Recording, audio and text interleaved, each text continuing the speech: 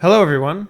Before we get started on this week's episode, just a quick word that YouTube, in all its infinite wisdom, has decided that some of the Die Party games are now not suitable for advertising. It doesn't mean a whole lot for the content. I'm not going to censor the videos in any way, but if you'd like to lend your support so that Die Party can continue to grow, please check out the Patreon or subscribe on the Twitch channel. Enjoy the episode.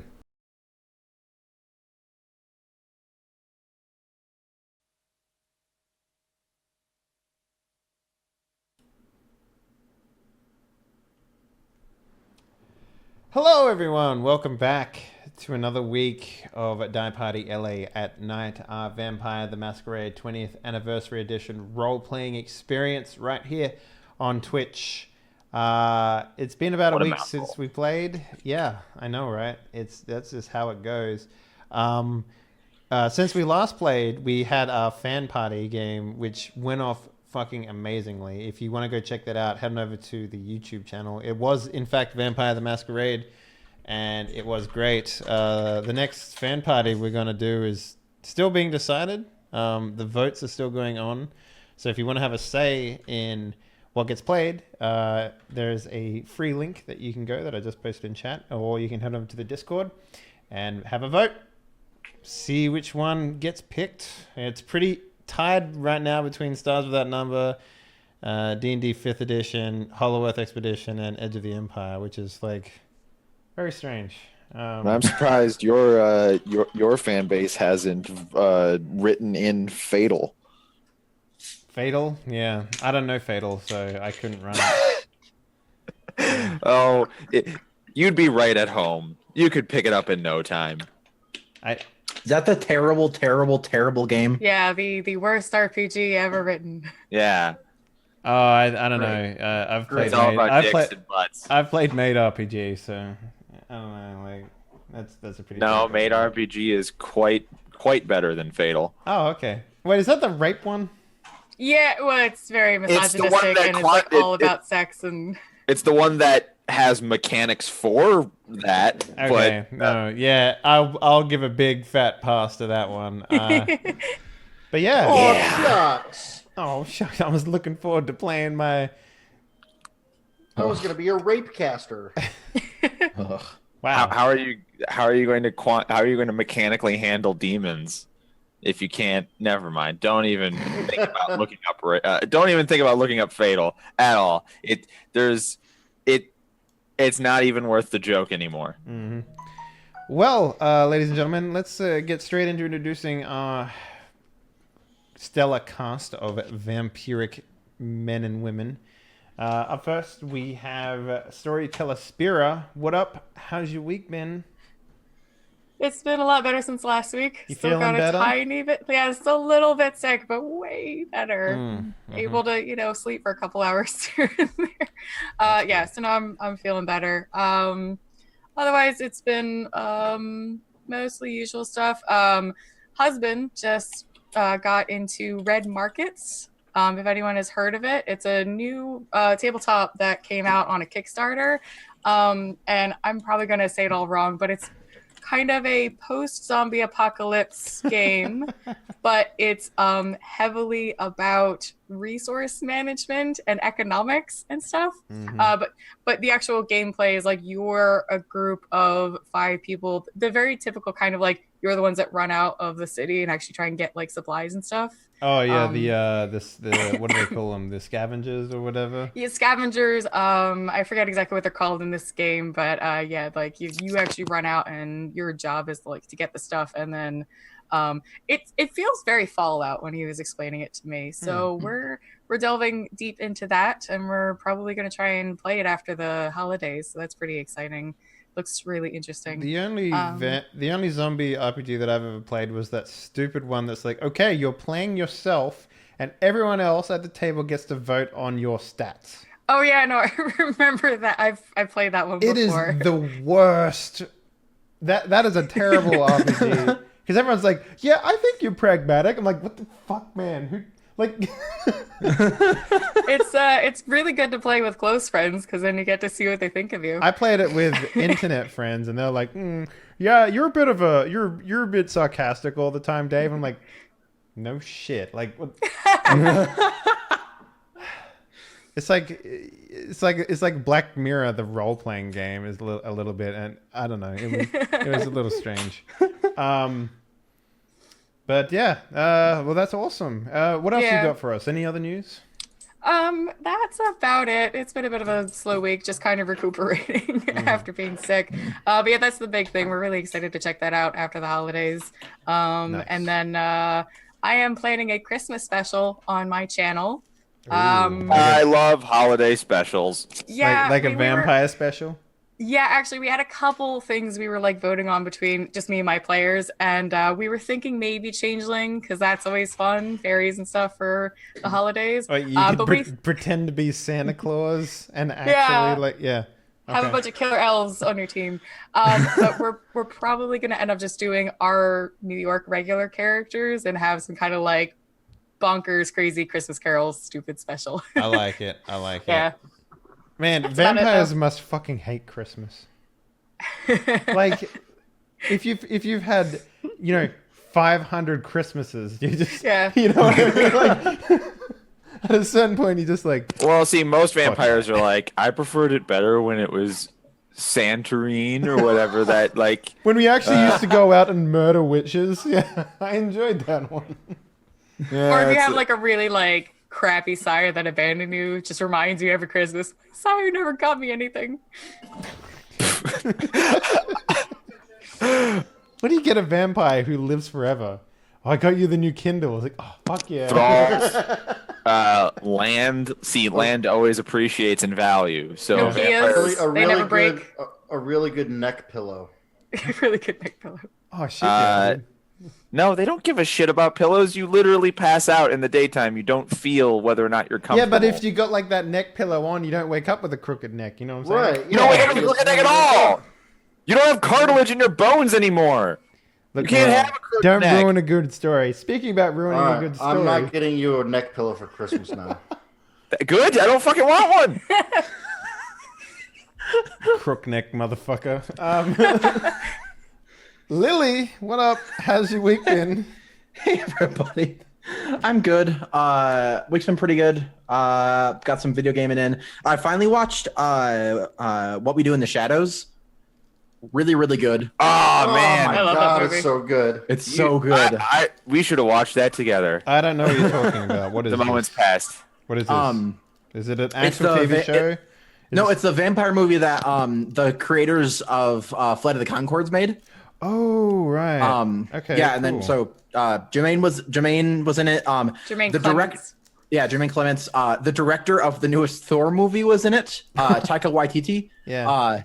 That's a name. Yeah. It's fucking hilarious and highly recommend it if you. It's they just take all the stupid vampire stuff and just do weird Like, New Zealand amp it humor up. with it. Yeah. On a The scale- best line On a scale best from line one in that to. movie. Okay, sorry. Go ahead, Speedy. Let's say the best line of the movie is either when he wants to be left alone to do his dark bidding on the internet and he's bidding on a coffee table. Yeah. I think it was a coffee table, or it's like he's explaining why they want virgin blood. He's like, well, it's a lot like, if you have a sandwich, you'd enjoy it a lot more if you knew no one had fucked it.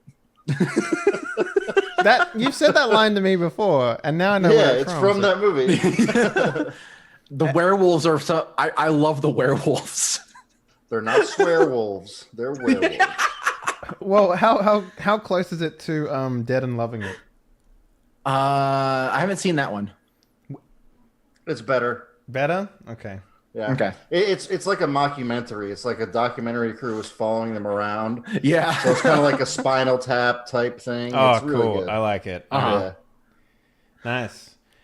All right. Well, what have you been up to, Lily? I mean, what's going on? You getting ready for that fucking Curse of the Osiris, whatever the fuck is this? Oh yeah, I've been getting some Destiny in when I can. I haven't streamed it yet, but maybe sometime. I've been trying to get. So I was thinking about streaming Mass Effect, so I was getting that back up and going again because it's supposed to be fixed. Fixed? How do you fix a train wreck? You build a new train. You don't. You take all the people off. You're like, hey, I'm sorry. You put them on a bus, and everyone's like, man. I know fuck the train looked really weird when we started out, but we got a better train now. It's okay. Mm-hmm. Also, this is the last train, so enjoy it while you can. Mm-hmm. So, I've been basically running to make sure it plays and it works. So I'll probably try to do something with that soon. Yeah, kind of a lot of getting things set up and making sure games work because my computer's getting a little older and I want to make sure it still is good for gaming and streaming. I'll probably try to upgrade it sometime, but you know what you should just do? Bite the bullet and just buy a reasonable new PC and then use your current one as the streaming PC. Oh yeah, you'll get a lot more mileage out of it that way. Mm-hmm. That's what I did, and I've never looked back. It's yeah. I'll have to figure out the video wouldn't be too bad. Just need a capture card, but the audio I would need to just work get out, a mixing board, and then you just get those USB 3.5 to USB to 3.5 dongles, and you plug them in the back. And you just plug everything that you want to go into the mixing board out of those because they show up as like actual output devices. And you just push you get a cable and put it into the mixing board, then you put the mixing board into the streaming PC. Oh. Easy peasy. All right then. If you want if you want a little more help, I can give you a bit more detail later, but yeah, sure. Yeah, I'll probably shoot over a couple questions about that at least, but yeah, awesome. But yeah, that's kind of it for me. Not too hectic, but hopefully that won't change with the holidays coming up, but who knows? Yeah. But yeah, been pretty good. Nice. And Lord Spootly himself, what up, sir? How's your week been? Oh, it's been good. I too am excited for the Destiny expansion. I'm not like super excited, but like things to do. Yeah, I mean, as disappointed as I kind of ended up being with Destiny 2, it's like a fucking drug, man. I'm like, yeah, give me more, okay. But so we'll see how that plays.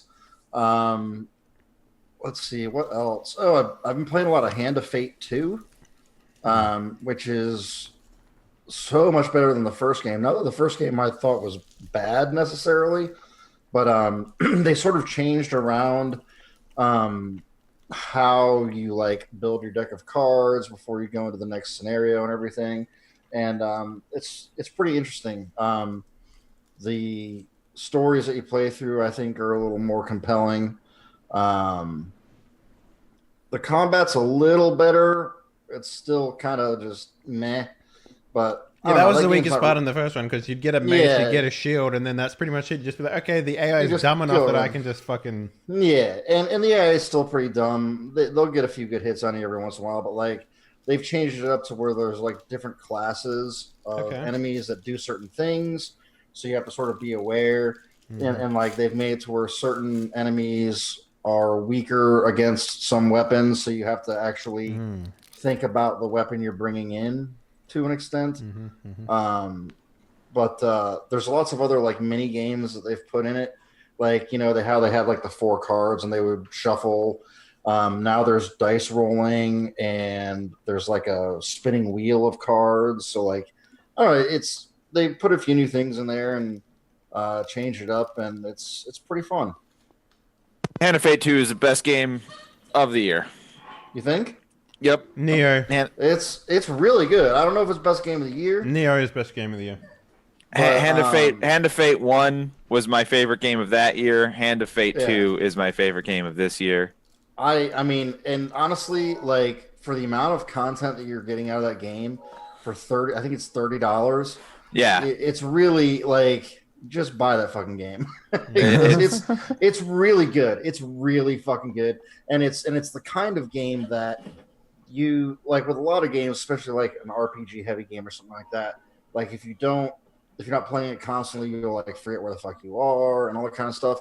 The way, especially Hand of Fate 2 is set up, it's very easy to like take a day or two off and then jump back into it, and you're like, okay, I know what I need to do. Like because it's so easy.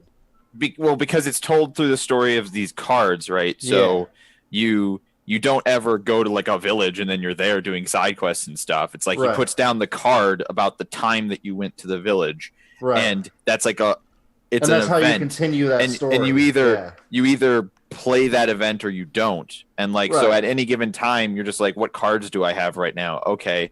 And then it's great. I think some of the way to advance the stories of cards is sometimes like super clever. Yes. Like sometimes you have to have a certain item to be able to give to somebody. You have to say a certain thing. Like sometimes you have to Sometimes your fame rank has to be a certain level in order to even equip a weapon to finish a scenario. Yeah, they added fame as another stat, which I'm actually like, I don't know. Fame. I don't know about that one so much because I thought that the original 3 stats, like health, gold, and food, were just like they were really succinct. Quintessential, you know, it's like food is movement, gold is getting stuff, and health is how much health you have. Like like that was very succinct, and I don't think I get why they put fame in because they also put in like super powerful items, and they wanted to have some kind of limit on you using those super powerful items like every single time. I like the fact that you can like go to a campfire whenever. That's kind of cool. It sort of helps because like my biggest struggle with the first one was I was always running out of fucking food, just constantly out of food, and it just destroys your health. And you're done. This gives a clever way to where you can go to a campfire and then you can consume food to heal as well. Are you sure not thinking of Dark Souls? Yeah, it's very similar. You sure you're not thinking of Torchbearer? Because that's very similar. It's the Torchbearer / Dark Souls of card games. But by the way, fuck Torchbearer. Like it's super. It's a. Didn't you play Torchbearer for like 11 months? Through the ringer? So yeah, fucking we play Torchbearer on Sundays. It's like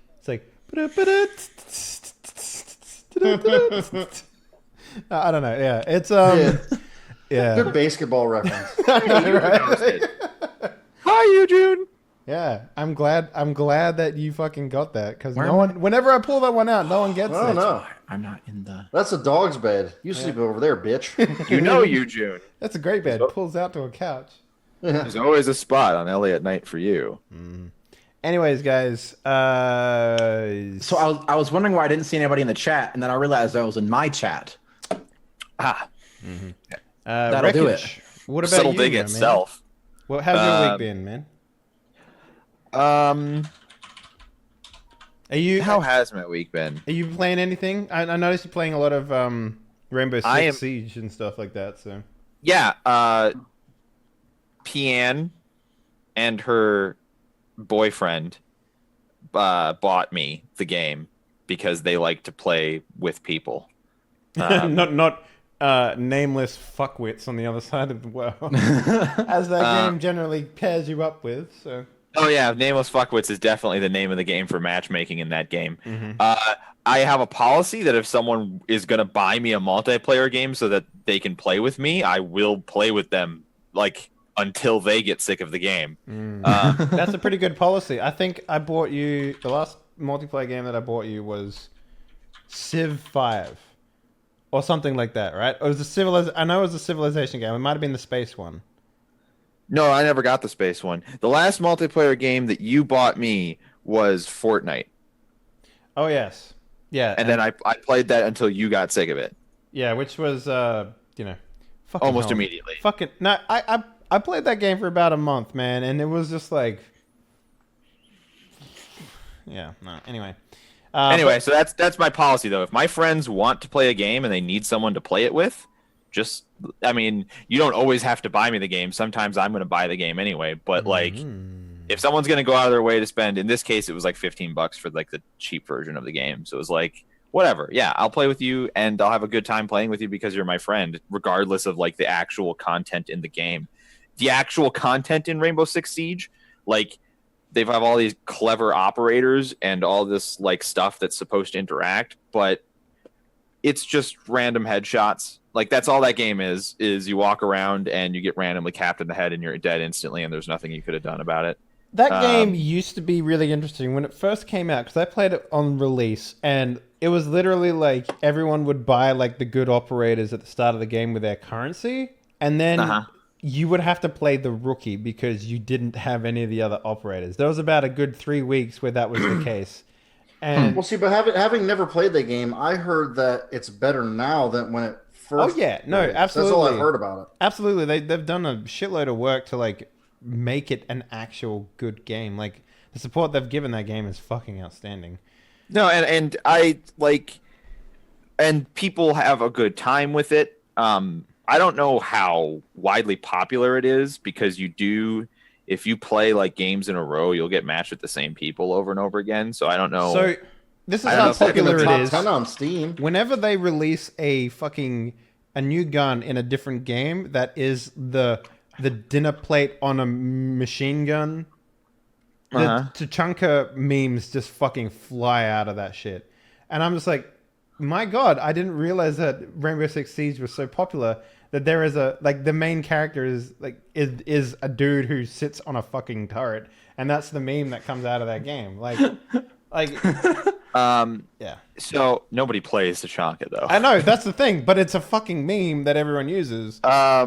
And it's a real shame too because like as a concept, his character is good. It's just every other character, like the headshots make it. Roamers are too strong. That's the problem in this game is just its headshots. Like the idea that you should, because it's built around like flashbangs and smoke grenades and breaching charges. The idea is if you get the drop on somebody, like tactically, you should win the fight. And instead, like, and I don't know if there's prolific hacking or not, but it sure feels like it. Instead, like, you literally blow up a wall on the other side of the guy so that he looks at that wall, and then you come in the window like, surprise, motherfucker, and he 180s and puts one bullet directly into your brain, even though he had no idea what you're orienting. That's how war works, isn't it? Yeah, that's exact. War never changes. Well, in real life, that's the problem with a video game. In real life, that sort of stuff would work because it's a high stress environment, and you have a lot more on the line. In a video game, stress doesn't mean shit. Like it comes down to muscle memory, right? And that's the thing about that game. That's where the disconnect is for me because you wanna be like that cool operator that like syncs your charges and all that shit so that you can get the drop on someone, but that never works. Because and let's be honest, if you're getting stressed out playing a video game, maybe you should take a break. Well, there's quite a lot of people on the internet who haven't learned that lesson.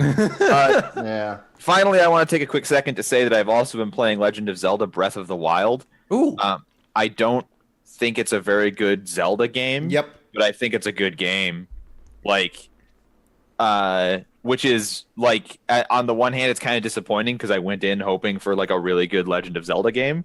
I ended up getting a perfectly good game. That's how I feel about Metal Gear Solid: The Phantom Pain.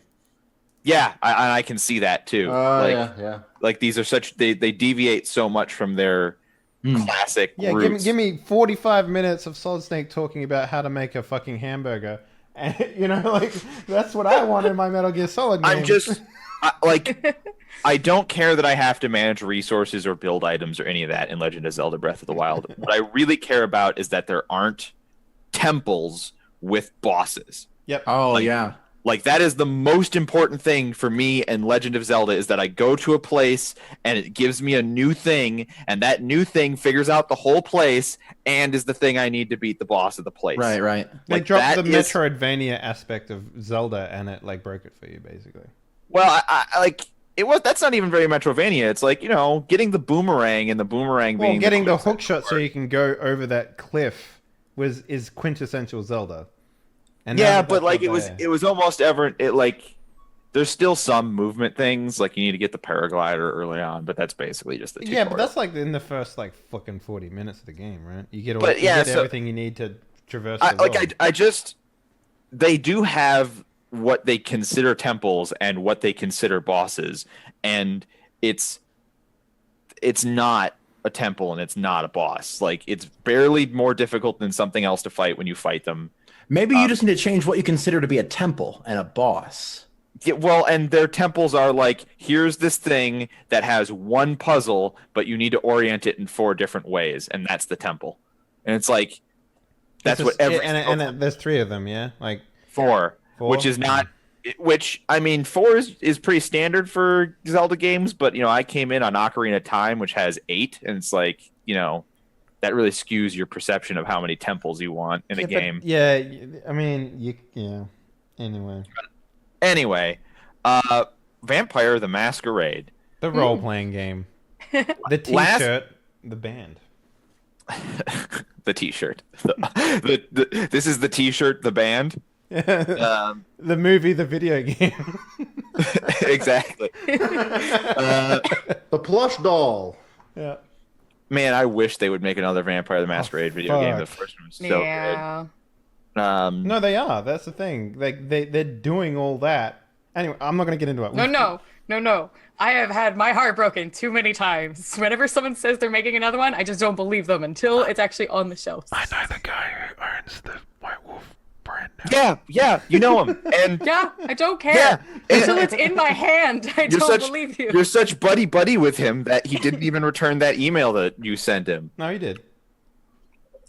Oh, was it just an ASCII middle finger? Was that all that was in the email? I won't go into politics with you right now. Okay, that's fine. Vampire the Masquerade, the movie, the video game, the role-playing stream. Shit.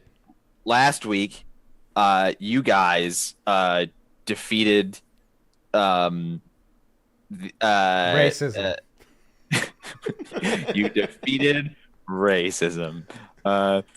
In no way was that episode tolerant. Yeah, that's a great. Yes, that is absolutely. It was fine. And I play a racist cop. It was so bad that Donald Trump now follows Wreckage on Twitter. Nice. Whoa. So last week. So last week you guys defeated the Dai Li and regained control of Ba Sing Se. And we killed the Earth Queen. Legend of Korra? No? Okay. No. I haven't watched Legend of Korra except for the first season. Oh, it's good. Well, no, wait. I also saw the season where she turned into a giant mecha and fought another giant mecha, and then it lost me after that. It super lost me after Secret tunnel. Oh my god! If you want mechas, watch the 4th season. Oh my god! It basically becomes a mecha anime, and it's amazing. Well, wait. Oh, I made you run away. Oh my gosh. Oh, great. Thanks for that. Now I have to realign everything. Fuck. Yeah, no, I'm sorry. That was completely my fault. Trying to be professional here, and we're talking about mecha anime instead of playing the fucking video game, the movie, the TV show. Right. So, last week you defeated the Dai Li. You made it out of the collapsed tunnel. I mean, it was all one big fight. You didn't even know about them at the start of it. It was some dudes with guns. Also, a secret Asian man who had killed your new best friend. I mean, sure.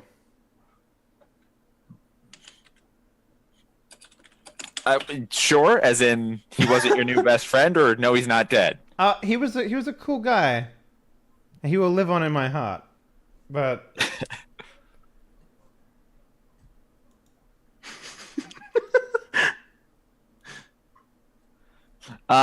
So you accomplished all that. You killed some very, very powerful Kuijin to keep the secret of your conspiracy with this guy secret. And that conspiracy had to do with a big stone wheel that Maria put in a slot to open a magic portal to get you out of the tunnel. And we'll just never talk about that again. The wheel is gone forever. Now, did we ever figure out, was that Rodney that was talking to her? Absolutely not. It was magic on the ground. Okay. Yep. I thought it was Rodney. You certainly had no reason to. Well, he does stuff, Glowing green holes in the ground. Rodney's I don't MO. know. He gets There were new Post-it he gets new notes? MOs all the time. Does he get new MOs all the time? Because I'm pretty sure his Yes. MO has been sticky notes. He randomly got sticky notes after like 10 episodes. That was the first time he'd ever used them. Anyway, I maintain that Rodney's MO has been very consistent.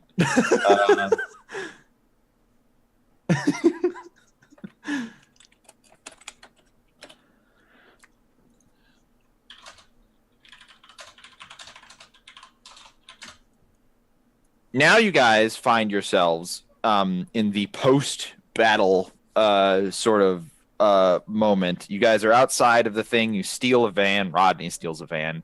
And he's driving you back to Anarch headquarters.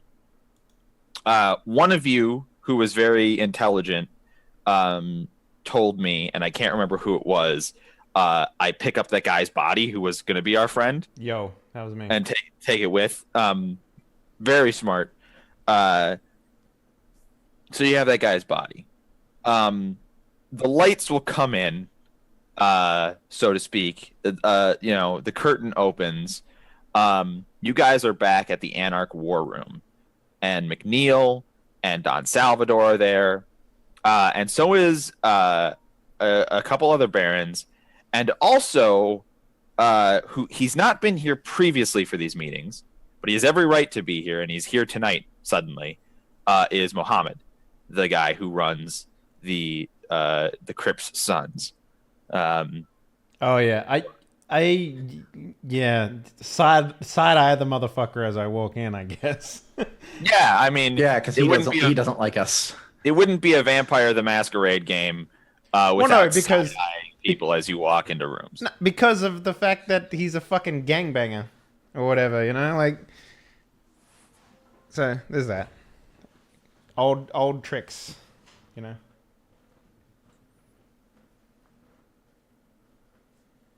But yeah, I guess I would, if everyone gathers around, I would put the tape recorder on the table and play back, the whole conversation, I guess. No, that's not the first thing that happens. So you come in to we come up in media res at the war room. Sorry, I didn't make that clear. You have been there already. All of the barons are gathered around, and you come in covered in blood and viscera and dirt, and it was just supposed to be a secret meeting. So they interrogate you very specifically. It's like, why are you covered in blood and dirt? And the moment in which we are here is the moment after you say that you were ambushed by the Kui Jin. Okay. Is this? It was the gun mentioned? Is it as part of the ambush tactic that they used? You can get into specifics, but like what happened is Amethyst, perhaps, or Rodney. You say, why are you guys covered in dirt and blood? What happened? They just say the line, we were ambushed by the Kui Jin. Okay, and that's when we come in, yeah? Right, because now the room is electric with tension. And McNeil is the first one to say, this was a secret meeting. So who gave me the gun again? Don Salvador. Don Salvador. He's the guy. Yeah, he's your patronus. Yeah. Your patron. Yes. So wait, are they saying they're like it's a secret meeting? They're wondering why we're there? No, the secret meeting that we were gone to. Yeah, it was a secret meeting that literally only your group and like 4 barons knew about. Gotcha. Yeah. It's like, well, that is pretty easy to answer. That fucking gun you gave me, Don, turned into a fucking Asian guy and stabbed him in the heart. Excuse me? I shit you not. Went in for a fucking handshake, turned into a spear with a naked Asian man coming out of it. We beat the absolute living fuck out of the thing. I've never seen anything like that in my life, and that we probably need to follow up with who sold you that bloody gun, if anything. he he reaches under the table and puts your gun on the table and says, "You left without it this evening." No, I had it the entire time. What? He puts it on the table. It's right there. It's the holster and the gun and everything. I thought because you didn't think there would be violence, you left it here for safekeeping. I was going to ask you about it. I sort of like motion for him to slide it over to me. He slides it over to you. I immediately start disassembling it on the table. Yeah. Like I take it apart and I sort of look at all the parts just like on the table. I'm just like, what the fuck? It's like, so while you're doing that, McNeil is just like, I want to reiterate, it was a secret meeting. We only us knew. Well, then How did they ambush you? Someone slipped What is this thing about the gun? That's exactly what happened. I had it with me. I had it when we went on the operation with the Kui Gen. I used it to point out the dude that, his corpse right there. I used it to negotiate with him originally. That gun was with me the entire time. I do not know how they managed to do what they did. And I definitely took it with me. Anyone I'll else in the vouch for room? that. He had it on him the whole time.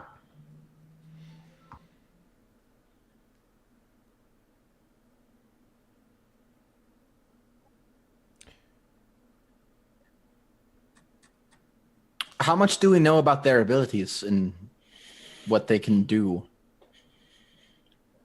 Because if his gun was actually a Kui Jin for that whole time, then...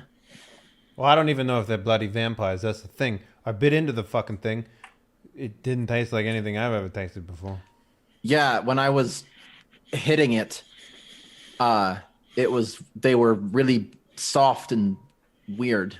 One of the barons that has thus far been nameless and not done anything of note so far is the one to speak up and says, well, they claim they're not vampires, but they have fangs. They feed on mortals. Like, they're vampires, right? Like they just think they're special. He just sort of like is like he's doing the the Travolta, like, right? He's holding a coat and he's just like exactly. It's like right, they're vampires. They just think they're special. Are they special? Well, here's the other thing too. They're working with bloody mortals. Well, we all work with mortals. Well, can any of us move Earth? There's like a pause, and one guy kind of goes like, eh. I mean, he collapsed an entire mountain around us too. That's By, worth pointing out. By making some hand things and just pointing at it. What was the tunnel called again? It was the it was like Highway 65 through the Sierra Nevada. Yeah. It's like, oh yeah, by the way, the Sierra Nevada tunnel is just completely collapsed. You collapsed the Sierra Nevada tunnel? No, they did. It was them with their powers.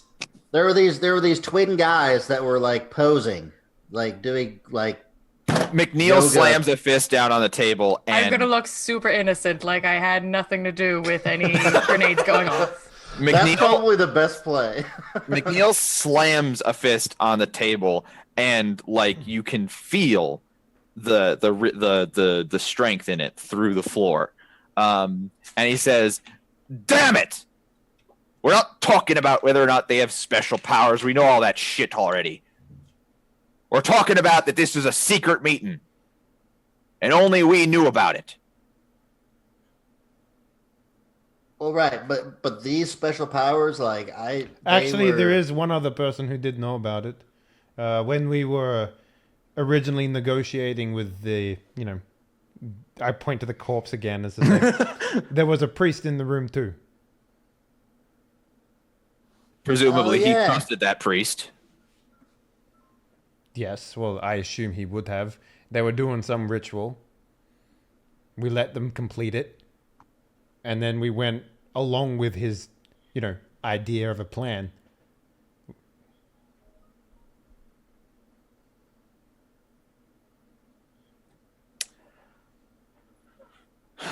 Um,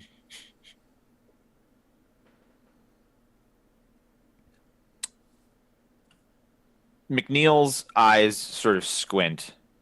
Um, and anybody who feels like they are particularly socially perceptive can make an. I dabble. You dabble? I dabble. I'm a I got a few detective. dots in that direction. I don't. I don't. He's picking his nose. Anybody who feels like they are socially aware can make a charisma empathy roll. Okay. I'll give it a wing wang. That would be 1 die for me. So Oh no. Apparently not. It's just 6 difficulty, I guess. Morgan is feeling very socially inept tonight.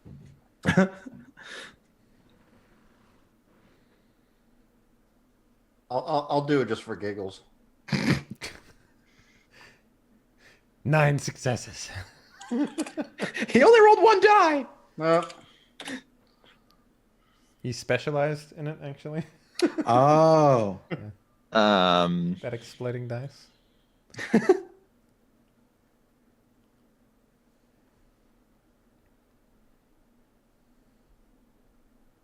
So, Damien, Spira, Maria. Okay, and you all sort of got. So Spira, Morgan, no. Yeah, You not so much. no, not so much. Yeah. You. I mean, you succeed. You can tell that there's something. Like McNeil is troubled. Damien. Yeah. You get. You know what he looks like? He looks like you've seen this before. You're a cop. Police chief wants to take the badge. So you've seen Lethal Weapon? Yeah. No, you're a cop. So he looks like when you bring a guy in and you're bluffing that his buddy ratted on him, like where he's starting to wonder like who fucking squealed, that sort of look. Yeah. Whereas Maria, you can see that like through his squinted eyes and like sort of thinker pose that he is specifically looking at the other barons at the table and is very concerned. Like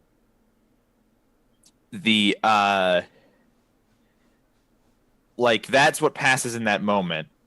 So Finally, but then he says, pointing to the guy who's dead, how long has he been dead? when did we start the fight? Like an hour or two, maybe? Yeah, you're going to be looking at like an hour or two. Probably around an hour or two. A little bit more.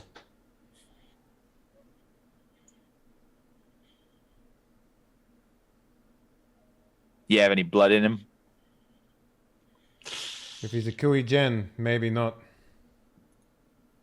But from what he told us, he was a conscript, mortal, something or other.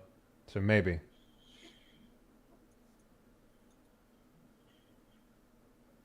Didn't you try him, but he was like bad or something? No, that was somebody else. That was the Secret Asian man that I did. Oh, okay. Sam. Sorry. Amethyst is one to say to McNeil, what are you thinking? We need to know who betrayed us. Or who betrayed our meeting. That priest that you encountered wouldn't have known where the meeting was. This guy's the only one who knew. And then the rest of us in this room. 2 hours is a long time. But I'm looking for a volunteer who wants to sire this bastard. I'll raise my hand. Immediately. Oh, you beat me to it. I immediately put my hands up as if not it. What? Want to go samesies? It doesn't work like that. Mohammed slams a fist down on the table and says, I understand why you want to get answers, McNeil. But goddamn it, we can't have another Lasombra running around. And that's even if it works. It's been 2 hours. This is just a waste of time. And McNeil sort of like ignores. Plus, you already have a dog. It's can you handle 2 things to take care of? What is that even? Where's your dog, man? I don't think you fully understand. It's a big responsibility. Now, I understand you're fledglings yourselves. I don't think you fully appreciate the responsibility of having a child. That's what I'm saying. Look, all I know is that man is a good the man. Responsibility of a child. All I know is that man is a good man, and he deserves a second chance. And he's going to be very helpful. And there's a lot we don't know, and I can tell you right now, there's a lot more to this than just who knew about our meeting. That needs to be elaborated. And that's why I've proposed it. But I want to reiterate: in vampiric society, the sire is responsible for the actions or inactions of their child. If this man that we can barely trust and barely know causes problems for us in the future, it's your responsibility. You have to teach him everything. You have to feed him. You have to water him. You have to take him out for a walk twice a night. Well, I have a question, sir. So let's say, Damien sires him, because we want to get some info, and it's not worth it. Can't we just kill him? No, we didn't. I have a kill stake right you, here. and your sires were Sabat.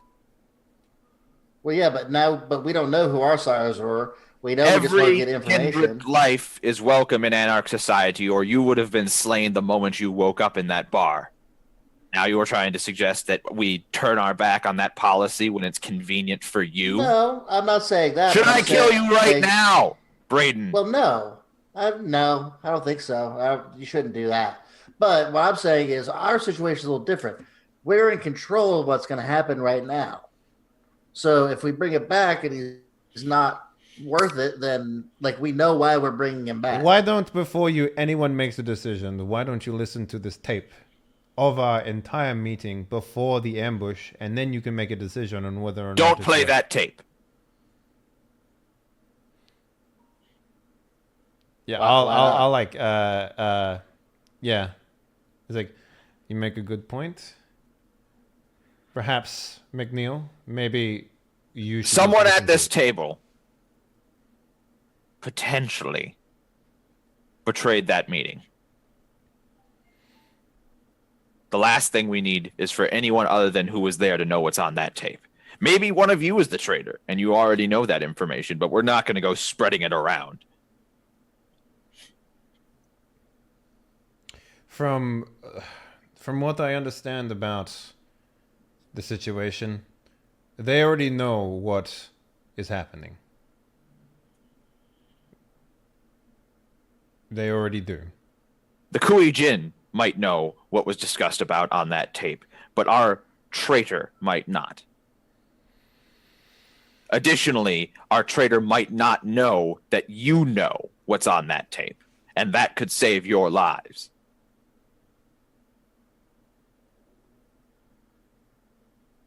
Mohammed's the one to speak now, and he says, I haven't been here the previous nights. I had no idea about this meeting until just now, so I am absolved of suspicion. That sounds like someone who should be suspicious would say. Well, that's a great comeback and all, but it's also blatantly true. I wasn't here. I didn't know about the meeting. And McNeil says, yes, and... I pull up my notebook and write down Muhammad, suspicious ? If there's a traitor amongst the barons and the war council, then there needs to be an investigation. And if I'm free of suspicion, it should be a baron who heads that investigation. I write down wants to head investigation. Suspicious! Exclamation point. So while he's doing his whole like, oh, there might be a traitor and we're gonna have to do an investigation and the traitor stuff, I'm gonna like take a step back and I'm gonna try to get a aura reading of the room. Sure. You mean you want to see people's emotions and stuff? Yeah, to see if someone's like, whoa. I would like to roll for that too. And when you guys do that, remind me, do when you do that, do other people know you're doing that? No. They have the Sweet. capacity to know that you're doing it, but not just. It's not. It's not like your eyes don't go. glowing. Yeah. Yeah. Like Okay. other people with auspex have the ability to see if you are using a vampiric power. Yes. Sure. Nope. Morgan is just not there tonight. Find it again. Disciplines, auspex. Perception, empathy against 8. Thank you. Perception, empathy. All right, and your thing doesn't automatically subtract ones because you haven't. Yeah, sorry, that's why I was saying like no. Yeah. Okay. Wow. That's what confuses me. Wow. Sorry. Hold on. That's fine. We should take some time and insert your character sheet at some Yeah, I point. forgot to do that over the last week. 1, 2, 3, I 4. will let you know my successes and or failures for sure. All right. Right. So, McNeil is dark blue. Mohammed is. So we did this exact same thing in Sin Eaters. Dave had the same power of aura reading in Sin Eaters. And because he also didn't have someone to teach him, I would just tell him colors because he didn't know what the colors meant, and he had to start trying to figure out what colors. Yeah, we had a thing called the Dick Book. Yeah, ha ha Oh my ha. God, I remember that. My point is, you have not had anybody who uses auspex teach you yet what the colors mean. So you are in the same boat where I am going to. Now, for you, it's much easier because you can just find another vampire who uses auspex and ask, right? Okay. And they probably won't necessarily keep that information secret. So I'm just going to tell you a bunch of colors right now, and it might not mean anything to you. Okay. 1 second. Let me find a space to write things. Just in your bio and info, man. Yep. Okay.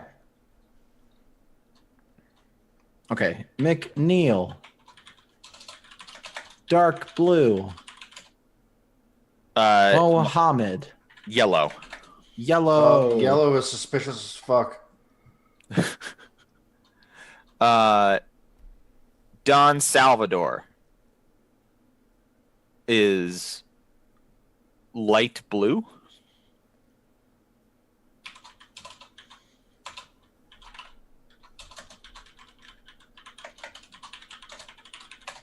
Okay.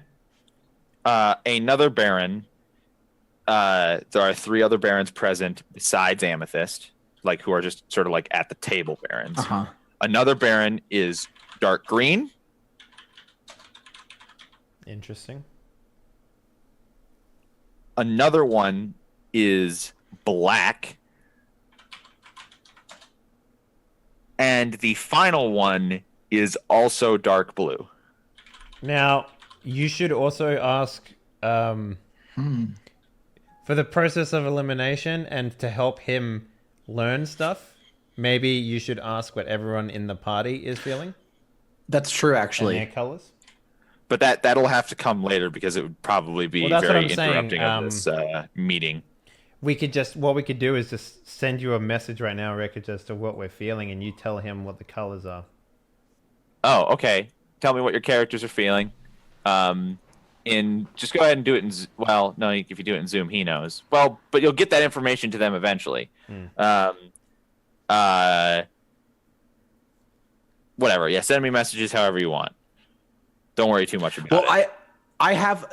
So I know, but Maria doesn't know what these mean. So if you want to just tell me what you're feeling, and I'll match it to colors, and I'll wait until I ask somebody for Maria to know this. Okay.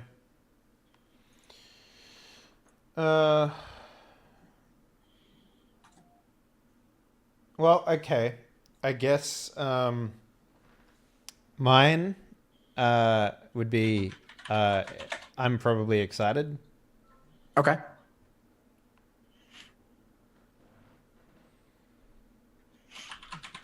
A mystery afoot. Yeah. What's amethyst? Amethyst is bright red. Angry. I would be like a palish orange, staticky though.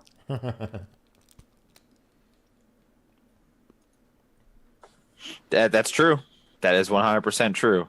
Spirit knows enough about auras to give you a real detailed description. My mood would be inquisitive, whatever aura that is.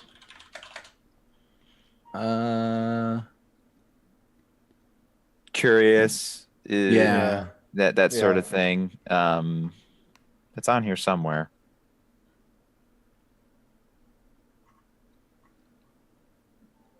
There's. I think the closest to curious is excited. Yeah.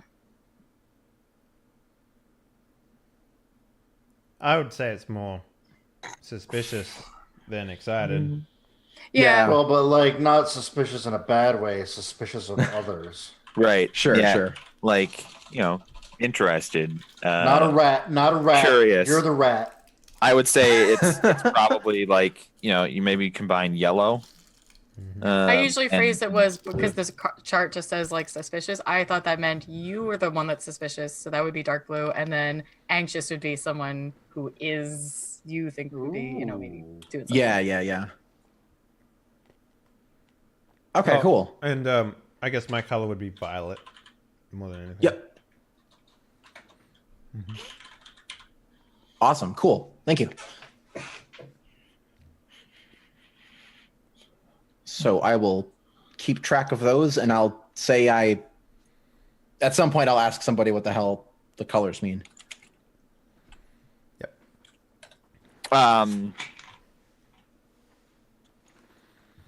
So Mohammed is you're viewing. Mohammed is continuing to give his spiel about how like there should be an investigation, and he's the only Baron who's here tonight that is above suspicion. While that's happening, Amethyst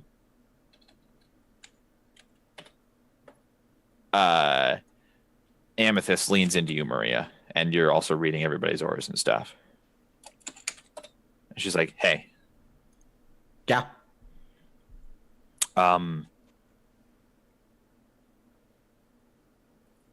Look,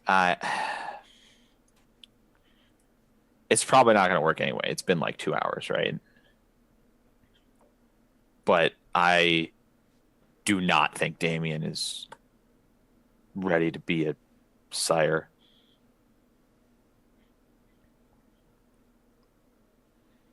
Yeah, that seems like a really big. We weren't even ready to take a ghoul, and that seems like it's a whole step above that. Multiple steps above that. I don't do that sort of thing either, so I'm not going to volunteer. Because I really don't like being responsible for other people's actions. And she sort of points at Braden. Again, picking fair. his nose. I'm like, yeah. Oh. No, you can't hear what they're having a So very. yeah, we're whispering. You just see her two girls whispering at you, and then one of them points. At you. And then Maria nods. Senpai noticed me. Maria nods. Like yeah. Well, I slick my hair back like it.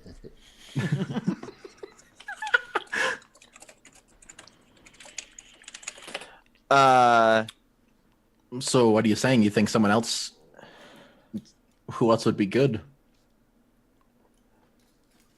Or do we even want to try that? Then I don't even know if we want to try that. I'm sort of edging on the side here that look, when McNeil makes up his mind, he makes up his mind. He obviously wants to interrogate this guy. He can only do it if the guy comes back to life. Everybody here, no one else is going to volunteer. I think you're the most emotionally mature person in the group. She sort of trails off. Oh, well, thank you. Should I mean, I'm just as new at this as Damien is. Should I be making a child at this point? No, you really shouldn't.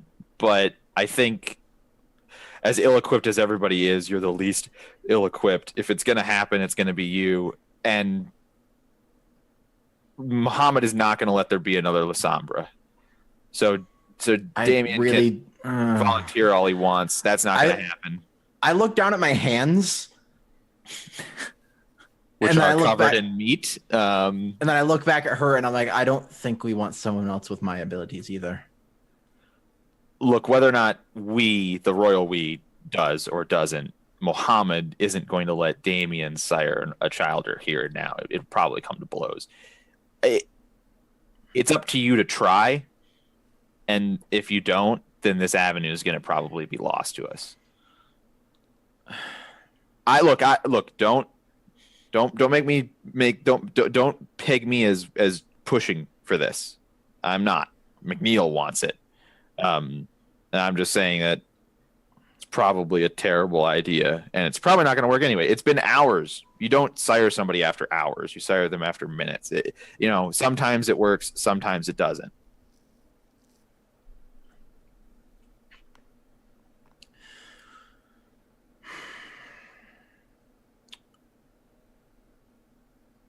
You've seen what I can do. I don't think anyone else with the potential. I don't even think the potential of letting someone else have that is a good idea. Oh, don't just listen, sweetie. I can punch a hole in a mountain. Yeah, I know, but that guy that we saw was fucking Mr. Goody Two Shoes. I mean, are you really like? Do you trust him with the power less than you trust yourself? I don't know him. Yeah, true. Look, he was. I thought he was. I pegged him for playing a show for the group. Yeah, well, and you were the one who didn't trust him with the whole thing, and you were gonna do the thing. So that would be like a really awkward relationship to have with a sire and a child, or maybe. On the other hand, I think the new girl's a Malkavian, and I don't. That's definitely not okay. Why? Oh, tell me later. Tell me later. Yeah, it's fine. We'll get into that later. Okay. But dude, would having him awake to interrogate be better for this than not? Well, right now there's a big argument about what the Kuijin are and what they can do, and he knows all of that stuff. He's also a defector, and you may not have been told this part yet, but a childer is bloodbound to their sire. They actually can't disobey. Like, he's gonna be your whipping boy. Well, I don't want that. Well, I mean, there are levels of subservience.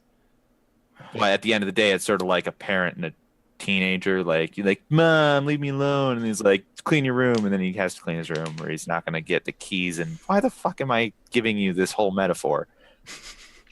Look. Dredging up old memories? I'm in the body of a 15-year-old girl. I know I look like a teenager from this era, but I am very old. I know. We didn't have teenagers when I was a teenager.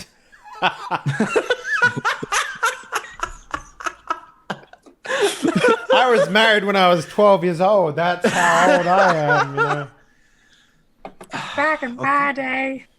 Okay, I'm not a huge fan of it, but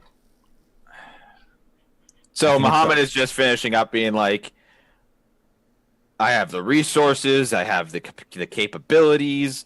You know, I've have a long storied history of serving the Anarchs. Obviously, nobody in this room can be trusted against the Kui Jin. We'll just have to begin an investigation. And of course, the whole time the other barons have been saying, "No, fuck you. This is just a political power play that you're trying to make," or being like, "I just kind of want to leave." And it's like, like just quietly raise my hand.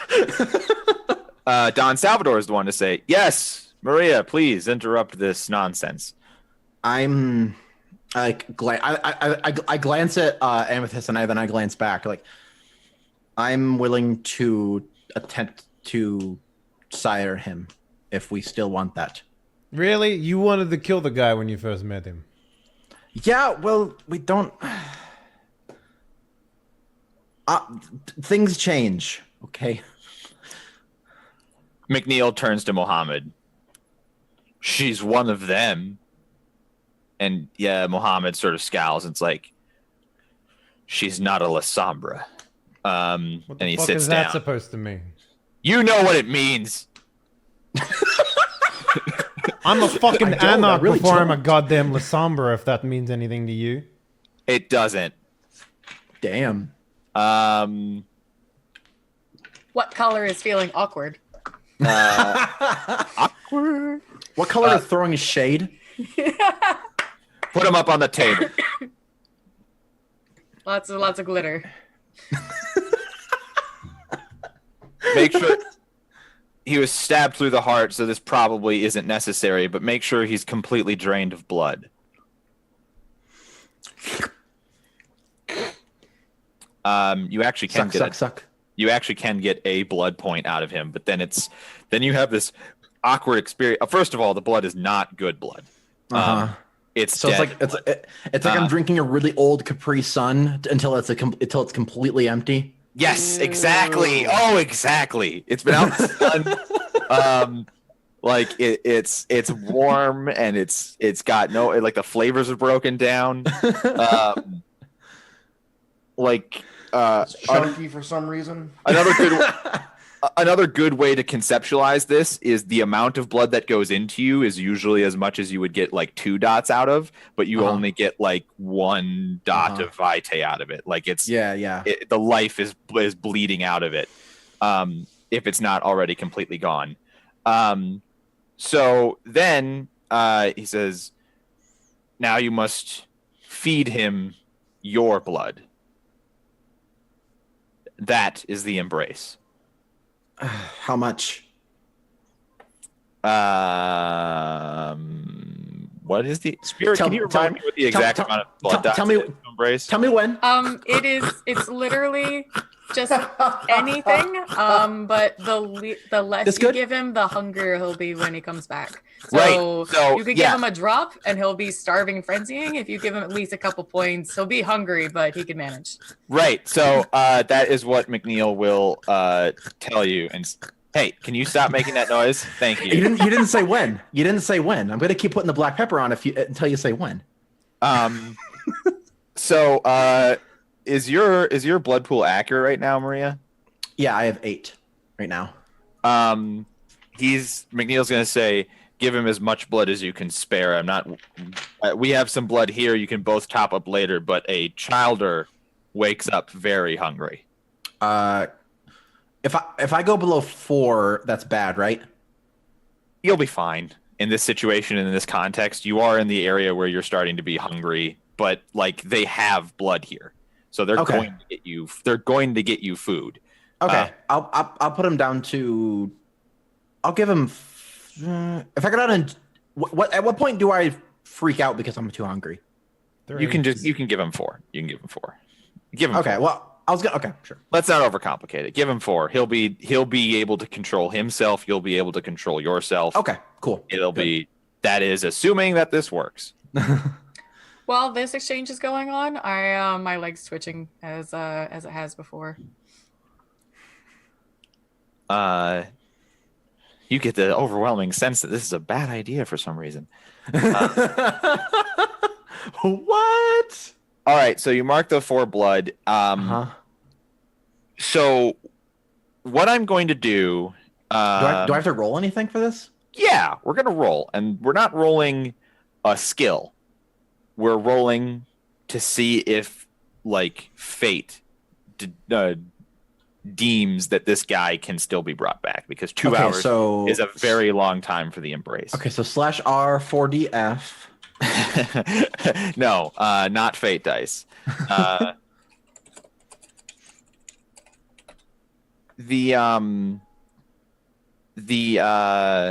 We're gonna roll 1d10. Okay. And it's just going to be the standard difficulty. So 6 and up, he is good. 5 and below, he's not. Okay. Nope. You feed him the 4 dots of blood, and his body just does not stir. Nothing happens. And like there's a pregnant pause where everyone is sort of motionless and waiting for him to jump to life. Does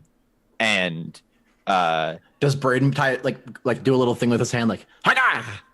I'm just kidding. I was just say, like, you just hear one like small like weak fart, and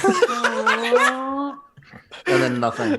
It's impossible for you to have gas, but okay. He's just doing it behind his hand. McNeil puts a fist through a table, and it's like, God damn it! If we hadn't sat around here arguing, there still would have been time. And he starts actually grabbing Muhammad by the collar. And like you see Muhammad draw like a knife, and like they're arguing. It's not turning into a fight yet, but they're really arguing. And Don Salvador's like on McNeil's back, and one of the other barons is trying to push like Muhammad back, and it's like it's a scuffle, it's a scrap. They're having a bit of a scrappy scrape. Maria, Yeah. your vision tunnels. Uh-huh. Hello again, my sweet. Oh God. Seems I put a hand on the table. Seems this lifeless husk is causing you some familial discontent. No? It didn't. Yeah, it didn't take. No, he's far too gone, but that's only for most kindred. Right. His heart has been pierced, and that makes the whole process so much more difficult. But if you were to reach in, to squeeze his heart and fill it with your vitae, you have the power to bring this man back. You have the power to make the embrace take. And reveal myself to all of these people? Reveal yourself to who?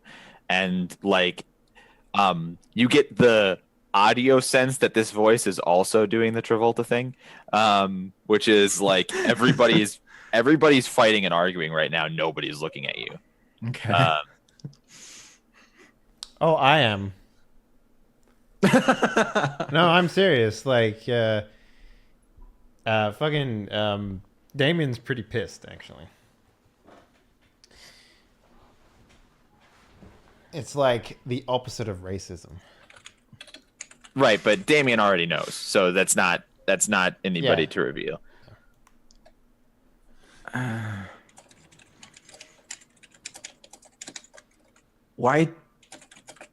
Why do you want this to happen so bad?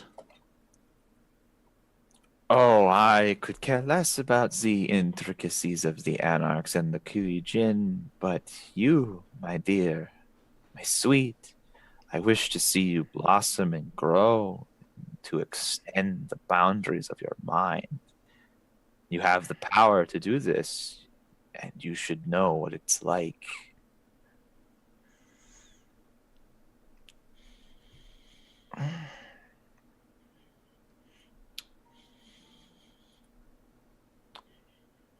How many more times is this gonna happen where you just talk to me in my head before we actually get to meet? Straight to the point. As many times as it takes. Last time you refused my advice and you paid a price. Yeah, I know. Are you willing to listen to me now for this? Or perhaps you do not care enough about this. Perhaps this is not enough to tempt you.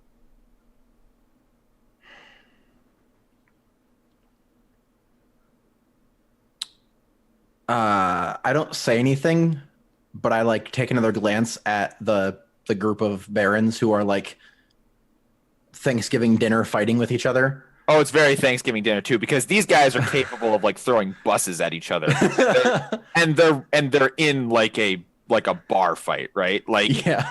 these guys could be killing each other. They absolutely could, and they all know it, and they're all not. This is a definitely like a venting of frustration, like bro fight. I wanted Dad's lake house and he gave it to you. This is bullshit. Yeah, no, it's like.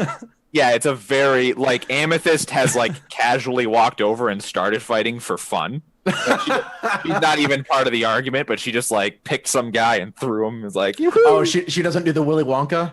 Oh, no, stop, please, don't. No, she doesn't do that. No, of course not. She's Amethyst. She's like, wee! Okay, yeah, Like, yeah, somebody breaks, like, a wooden chair over somebody else's back. Like meaninglessly as a vampire, just like shatter. And it's like, then someone else, someone gets like a folding chair. I like lean over as if I was just like, oh man, is it really not going to take? And then I like stick my hand into his heart and just start like. Okay, so, a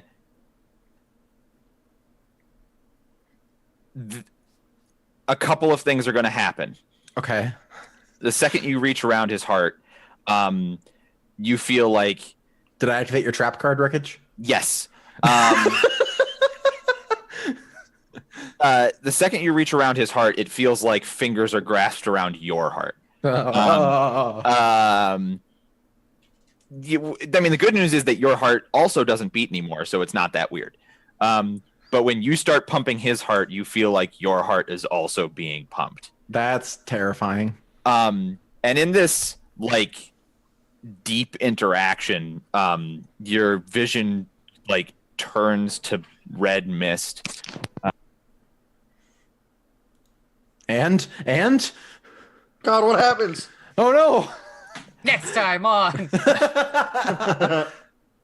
Your vision turns to red mist, and you see all these disconnected images of like something that you would recognize as someone who's been to college, like shrines and temples in an Eastern style.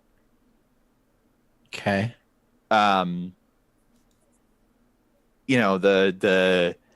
They have those particular types of roofs, even in both China and in Japan, like not just in the World of Darkness, but both China and Japan sort of build their sort of that architecture.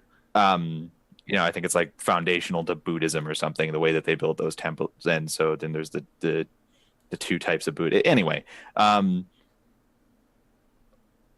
you're just showing a thing at the screen, Brian. You see all these disconnected pictures of these temples and these people and like weapons and then like candles, and like none of it makes any sense. And it's also like you're trapped in this slideshow, and you get that sensation of when you're in a nightmare and you're trapped in the nightmare. And like you desperately know that it's not like you're not actually experiencing these things. It's just a nightmare, and you just want to wake up, and you feel that desire desperately to wake up, and you can't move, and you can't do anything, and you're completely stuck here. And you just have this full on anxiety attack. So I'm going to need 2 rolls. Okay. Oh yeah. One roll is more important than the other, but I'm not going to tell you which ones. Sure. And guess what? I have no willpower.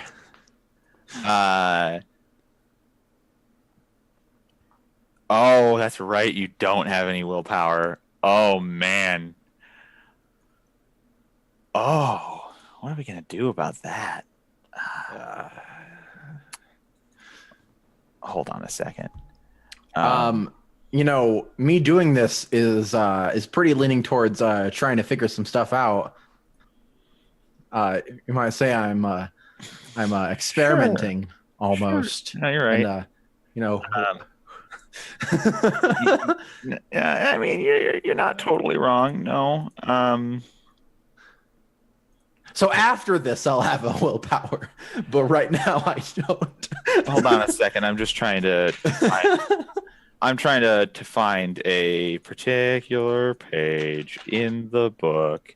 Some sort of weird Kuei-jin thing, where they can hide architecture in their hearts. Hide architecture in their hearts. Sounds like a really bad poem.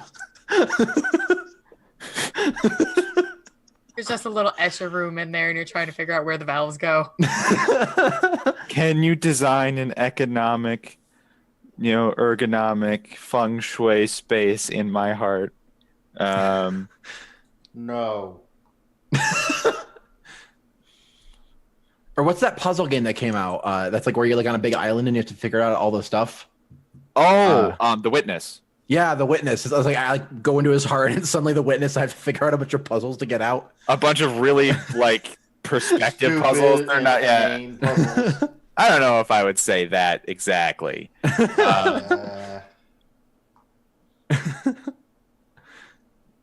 Okay. I'm going to give up and just ask Spira. But first things first, I need you to make a vicissitude medicine roll. Okay. Difficulty 8.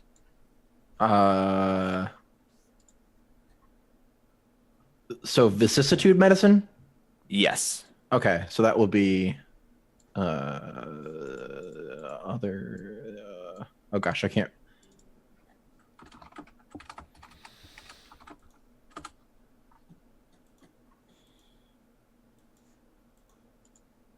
Okay, so this will be, what's one that I have 3 in? You just roll it manually, dude. Perception. Okay, I'll just do this. I'll do perception medicine because it's the same stats or the same numbers. Okay. Medicine. So difficulty 8? Yeah. Okay. Got 1. You did get 1. And then I need you, Spira. What is the role for when someone commits a sin and whether or not they lose humanity? Oh, degeneration roll. What? No. I believe the standard difficulty is 8. What do they roll? That'll be like actually, conscious I think in this game, yeah. because I had to make that roll last time, and I believe that it's actually it's difficulty 10 minus your humanity currently. So whatever your humanity score is. I found the page. One of the most important is the special rules system is simple. Whenever a character takes an action, decides is morally questionable, a permanent loss. They may suffer a permanent loss of it. There's a possibility the player whose character commits the act makes a conscience roll for the character. The difficulty is 8. They may modify this. Willpower may not be spent. If the player makes the roll with even 1 success, the character loses no humanity. He feels enough remorse. He or she feels enough remorse to manage to justify the transgression. If he feels so, the character loses a point of humanity. If the character botches, the character loses a point of both humanity and conscience and gains a derangement. Mm-hmm. Obviously, morality is not something a kindred can afford to take lightly. Yeah, it's rough because you're not supposed to just go willy-nilly killing things and doing other stuff. Anyway, what was I thinking of then? I think that might have been the diably. How do you say that? You didn't Diablo. diablerize anybody. Or oh wait, you did you're saying in fan party you diablerized somebody? Yeah. Or somebody did? Oh, Okay, shit. that's different. Well, that is a sin, first of all. It is a sin. That's why I thought it was the same thing, but like. Anyway, so you roll conscious at difficulty 8. I believe in you. I mean, you should be rolling at least 3 die at a minimum. So. I got 4. That's something, right? So There's a difficulty number of 8. That's pretty good Yep. for conscious. Hey! Yeah, you're not fussed about resuscitating an undead man to be even further undead. You like in this nightmare land that you're in. Uh-huh. Like it starts to get. Have you played Observer yet? No, sorry, I haven't. Okay, that's fine. In Observer, this guy has the power to brain dive people's memories. And this isn't a major spoiler. He's only supposed to do it on living people, and then he starts doing it on dead people, and dead people's brains are breaking down, and so the like nightmare it's like all space that he's in fragmented and stuff like that. starts to die as Huh. well. Yeah. So basically, the imagery starts to get increasingly broken down and degraded and degenerated and entropic, and you suddenly feel like I need to go deeper. your arm is being stretched along as it's clasped along this guy's heart, and it's like your arm on one end is clasping your heart and on the other end is clasping his, and that's getting stretched and it's tight like a steel cable. Oh man, like all of our budget for this episode went to this scene. And all of this blood and mist, and for like a brief moment through the veil of like vitae, like the vampiric kindred energy, through that veil, it spreads away for like through a one foggy moment, and on the other side is just like the sheer black reflective surface that you like in Stranger Things, you know that one? Like there's just this endless black reflective surface and your hand is being pulled towards it. And your fingers just brush across it for the briefest moment, and an indescribable cold races along this steel cable between your hearts, and clasps around your heart. And like you feel, the word I want to use is you feel like you are violated and are also violating, like at the same time.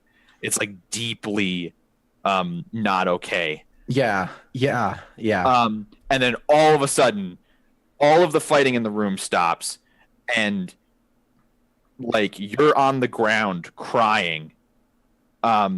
But Crying all of the blood? fighting, no, well, sure. You're crying like deeply, Or just like dry heave crying, basically. like you come into consciousness crying, and everybody else stops fighting because the guy on the table is coughing into a wakeful state. Great.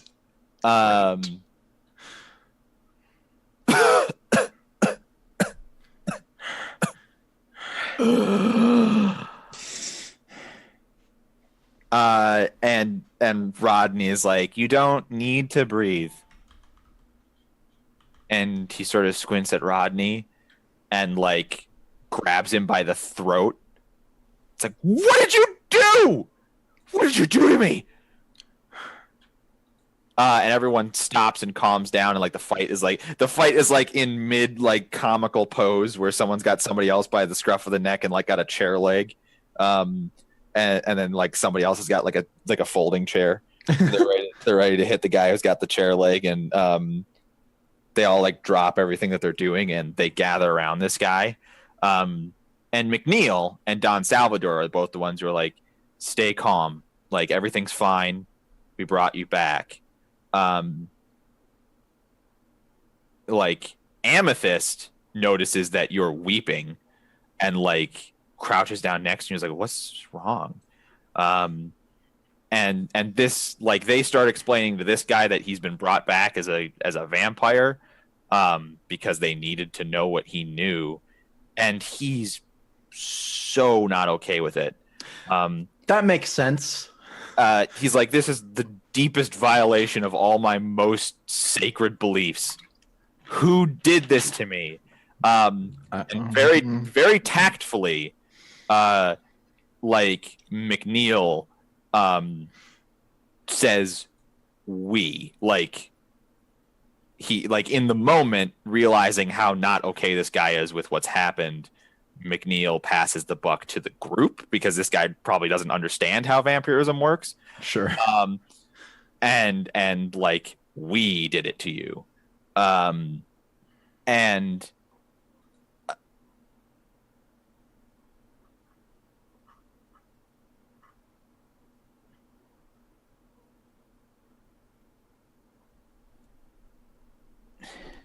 Damien, how are you feeling? Fucking annoyed. Tell us more.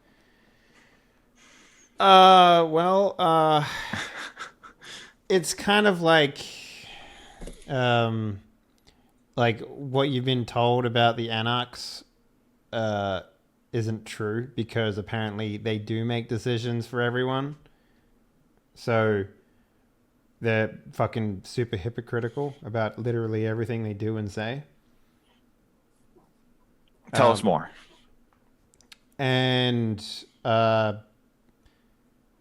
well, I guess at this point, like, I've removed myself from this sort of conversation, sort of just leaning on a back wall, maybe. And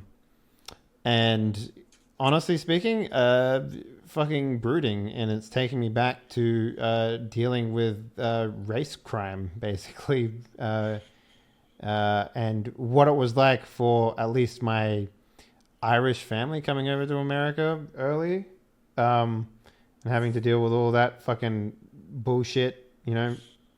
Yeah. Like, you are like, yeah, this is probably just what great grandpappy went through. Yeah, well, I mean, you know, it's just like fucking no one wanted to do it. You offer it up, and that's not good enough. So I don't know what extremely annoyed. Mostly at my companions more than anything, and at the supposed leadership of the Anarchs.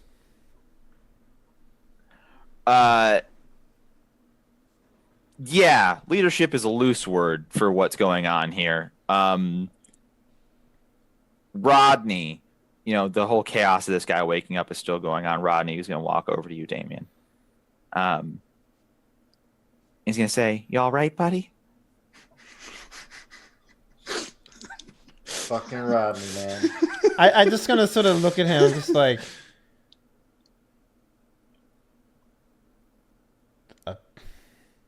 sure. I don't know Rodney very well, but that sounded like he was about to offer you a slice of apple pie to make you feel better. He would too. He's such a good boy. Come here, big guy. Give us a hug. Listen, remember when you got real angry at me? Same fucking shit here. Don't touch me. Yep, you hit me first, though. That's different. Look, I get it, right? Like, that was bullshit. It's fine, though. Like, you don't need any of this, right? You got a perfectly good lead on all of this. I don't know what the hell you're talking about.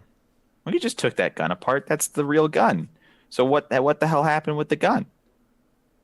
You don't need this dead guy to tell you all about the Kuijin and bullshit like that. I already know as much as we need to know. The real thing that you and I need to fucking talk about, well, I guess the group, and the thing that they're ignoring is where this gun came from, how it slipped by all these stupid idiots, and who the fuck this wizard is. I need to find a mirror. Not that I can look into the fucking thing.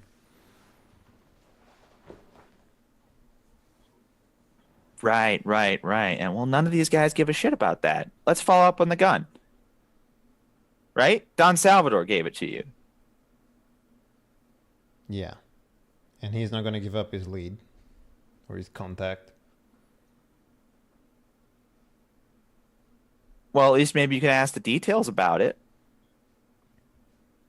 I mean, do we know that it was the guy when you first got it? Well, that's the thing. Obviously, within that moment, it changed over. Because At Don some had point. the real gun at all times. Well, Don said you left the real gun today, not yesterday.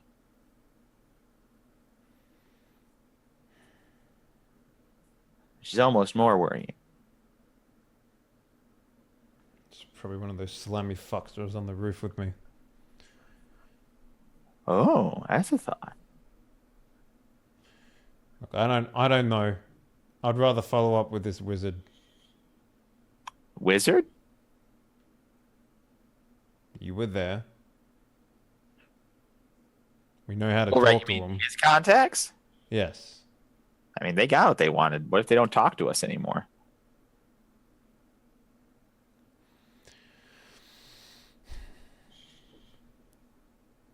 Fine. We'll follow up. Okay. You and me, buddy. Let's solve this mystery. Don't ever think about hugging me, though. This ain't that type Okay. of relationship. He he goes in for a hearty handshake. I just sort of look at his hand and I'm just like, reluctantly shake it, I guess. He does that thing where like your hand is staying still, but he's like really shaking the hand, you know? Yeah. Meanwhile, back at the rest of the group.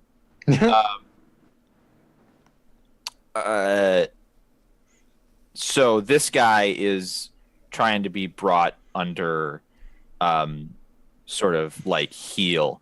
And like it's taking all of the barons to hold him down while he's sort of like cursing in another language. And like finally McNeil is like shouts over to Amethyst, who isn't really helping. He's like, Amethyst, you're better at this than me. Get over here. And she like sighs, rolls her eyes. She walks over, and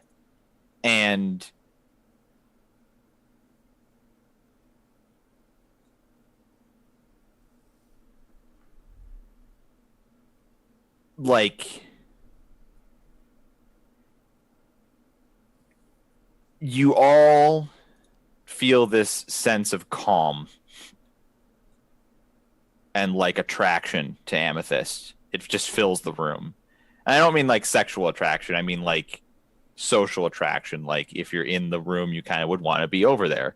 I mean, Braden feels the other attraction too.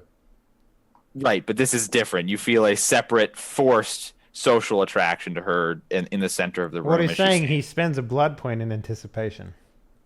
Anticipation.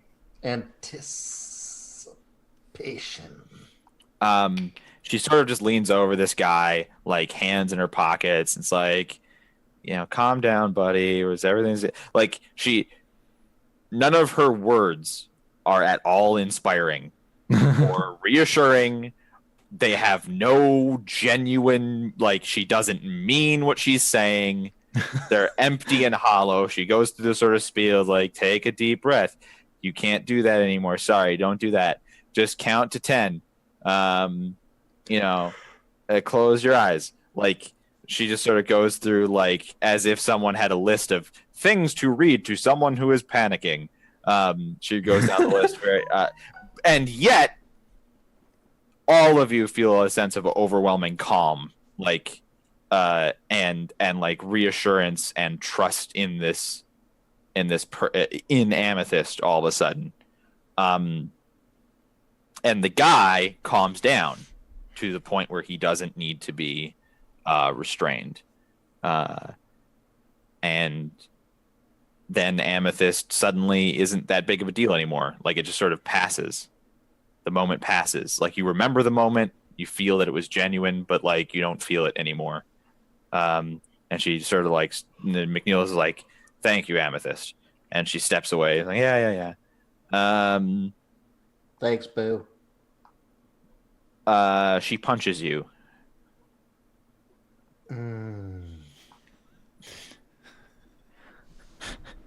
Roll soak. Fuck. Okay.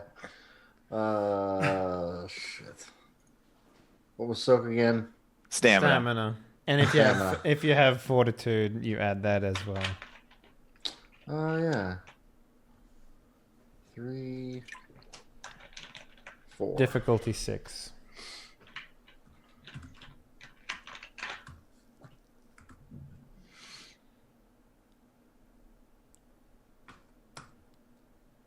So you got 2, I guess.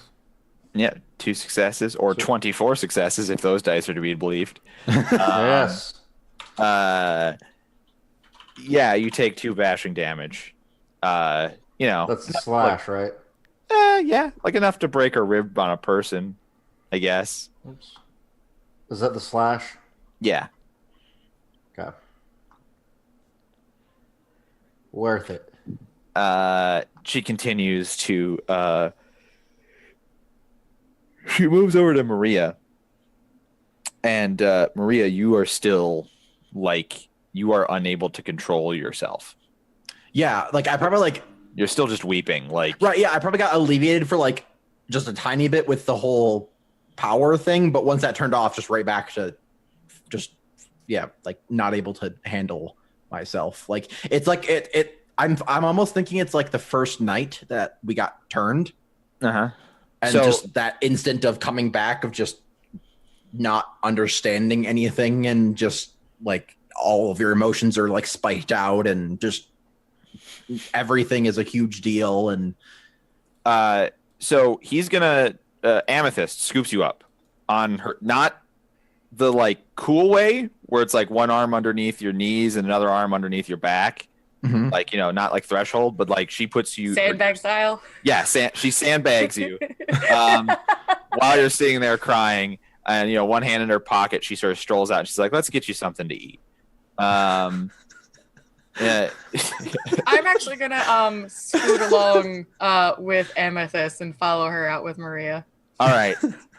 Meanwhile, the this guy who's just woken up, they have absolutely no intention of interrogating him now in the state that he's in. So they're also gonna take him out and get him something to eat, and like that.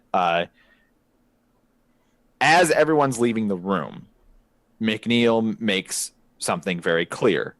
Like, this mansion, the war room, the 5 barons, including McNeil, who were here for like the prep of this secret mission and then didn't go on the secret mission, are not allowed to leave until the suspicion of what has happened is cleared up. That means your whole group is still allowed to leave, and that's because you guys went and were ambushed. So like that sort of absolves you of suspicion because you could have died. All according to Keikaku. Keikaku means plan.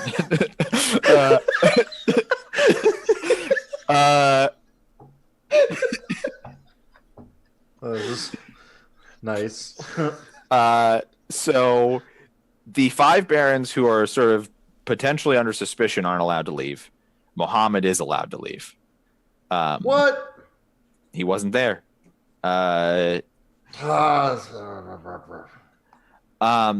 That leaves basically Braden, Damien, and Rodney in the room. And like, people are milling about the mansion. There's food here, so you can feed on. As we said, they keep servants who can be fed on. Consider this like the part after the mission where you're in the instance of the mansion and you can walk up to NPCs and talk to them.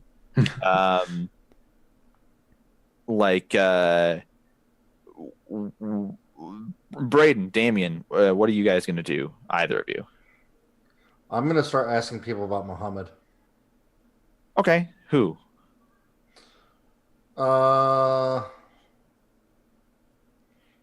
who's around that's like close to me that doesn't want to punch my face? Nobody in the entire world. There are these one of the unnamed barons, thus far unnamed barons, who he's around, he's milling about. Oh, all right, I'll go talk to him. You're one of the ones who went on the mission. What's up? That's right. My name's Braden. I don't know that I've caught your name yet. And I like bow What the fuck are you ungracefully. doing? Well, you're like a baron. I'm just showing respect.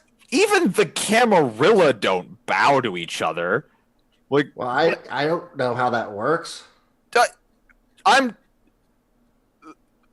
like, did you ever have a fucking like group of friends? No. Okay. Did you ever see a group of friends on TV? Yes. I'm just the guy of a group of friends who owned the car. Like I'm just the de facto leader of a group of people, like a social leader. You don't need to bow to me. I don't have there's no okay. reverence. I'm just a guy. Hey, guy. My name's not high five Guy. him. He totally doesn't high five you. Okay. So what should I call you? Driver of the car?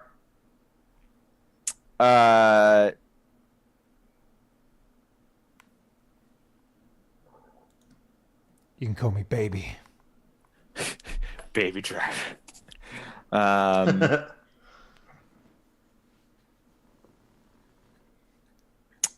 This guy will be Mark. Oh, hi, Mark. Yeah. Hi. So, what can you tell me about this Muhammad guy? I know he says he wasn't there, but that doesn't mean anything. Like, what if he's one of these guys that can like go invisible or He's like not. hear things from really far away? He's not. I don't know at all. If I had done something bad, I'd be like, I didn't do anything bad. I wasn't even there. Yeah, okay, yeah, but like also people who haven't done something bad also say that they haven't done anything bad. Well, right, but but nobody else said that they didn't do anything. Just him. Right, but that's because we all are under suspicion, right? So if we say we didn't do anything bad, it looks bad in the way that you're thinking it looked bad for him, but he basically has an airtight alibi. Well, what is his alibi? Just he wasn't there? That's not very He didn't know about the meeting. He didn't know about the meeting. He couldn't have betrayed the meeting. Yeah, like, unless he... Right. There's like 2 Nosferatu in the city, and unless he had one working for him, then he couldn't have known about the meeting. And if he has a Nosferatu working for him, we're not going to be able to prove that anyway. So it's basically a moot point. I write down Nosferatu ? As in, what is a Nosferatu? Do you say that out loud while you write it down? No, it's my secret special notebook. Okay, I thought you might be one of those people. It would be really in character for you to speak aloud what you're writing on paper. I might have been mouthing it like... A Nosferatu is a clan, and they can go invisible. Aha! Mystery solved then. No, that's not how a mystery works. Look. Oh, okay. Well, then listen, Mark. Right. I did not. I was going to do another room joke. I'm not going to do that. what do you think happened? Like, what's your take on the sitch? Um. Uh, mm, okay, look, like obviously somebody compromised the meeting place, and also what's his face's gun was somehow a dude. Like we really need to It talk. was really weird. We really need to It talk was to this like, guy because this guy can tell us what Kuijin can do, and if Kuijin can do that, then or like I don't know, maybe they can just supplant themselves with any item at any time. In which case, they could have been the chairs that we were sitting on when we discussed it in the meeting. it was very strange to see a gun turn into a naked man. Well, I believe that it happened. I don't think you guys are lying. I mean, you look like you got the shit kicked. Oh yeah, no, I'm Right. not saying you don't believe us, but I mean, like, have you ever seen anything like that, like a shape changer shifter thing? Me? No, I have not seen nothing like that. How long have you been around? I've been around for a while, but I have been in very vanilla vampire fights. You know, buses and like light posts and None of the splat book stuff, just the core. Yeah, no, yeah. Yeah, okay. Exactly. Oh, neither of us are Malkavian though, so we I can't don't have. buy into that extra books for extra power nonsense. Yeah. However, we can go to that castle up there if you buy the expansion pack. Yeah. Look, my sire, Electronic Arts, isn't really into that sort of stuff. So, Right. Well, So then anyway, you let's go this way. You're going on a Let's say huge this. tangent. You asked about Muhammad. Yes. Muhammad is a Bruja. He's a baron. He's in charge of the thing. Brujas don't have auspex. They don't have invisibility. He's power hungry. Like he's obviously power hungry. Everybody knows he wants to conquer other people's baronies. So obviously he wants to head the investigation because that gives him political power and he can remove one of us. To further his own ends. It's But couldn't he have set up that ambush to make the other leaders look weak, like they don't know what's going on? He didn't know about it. Okay. Like, All right. this So isn't- forgetting Muhammad, then let's just forget. Let's forget him for a minute. Uh-huh. So Don Salvador gave the gun to Damien. Sure, I guess.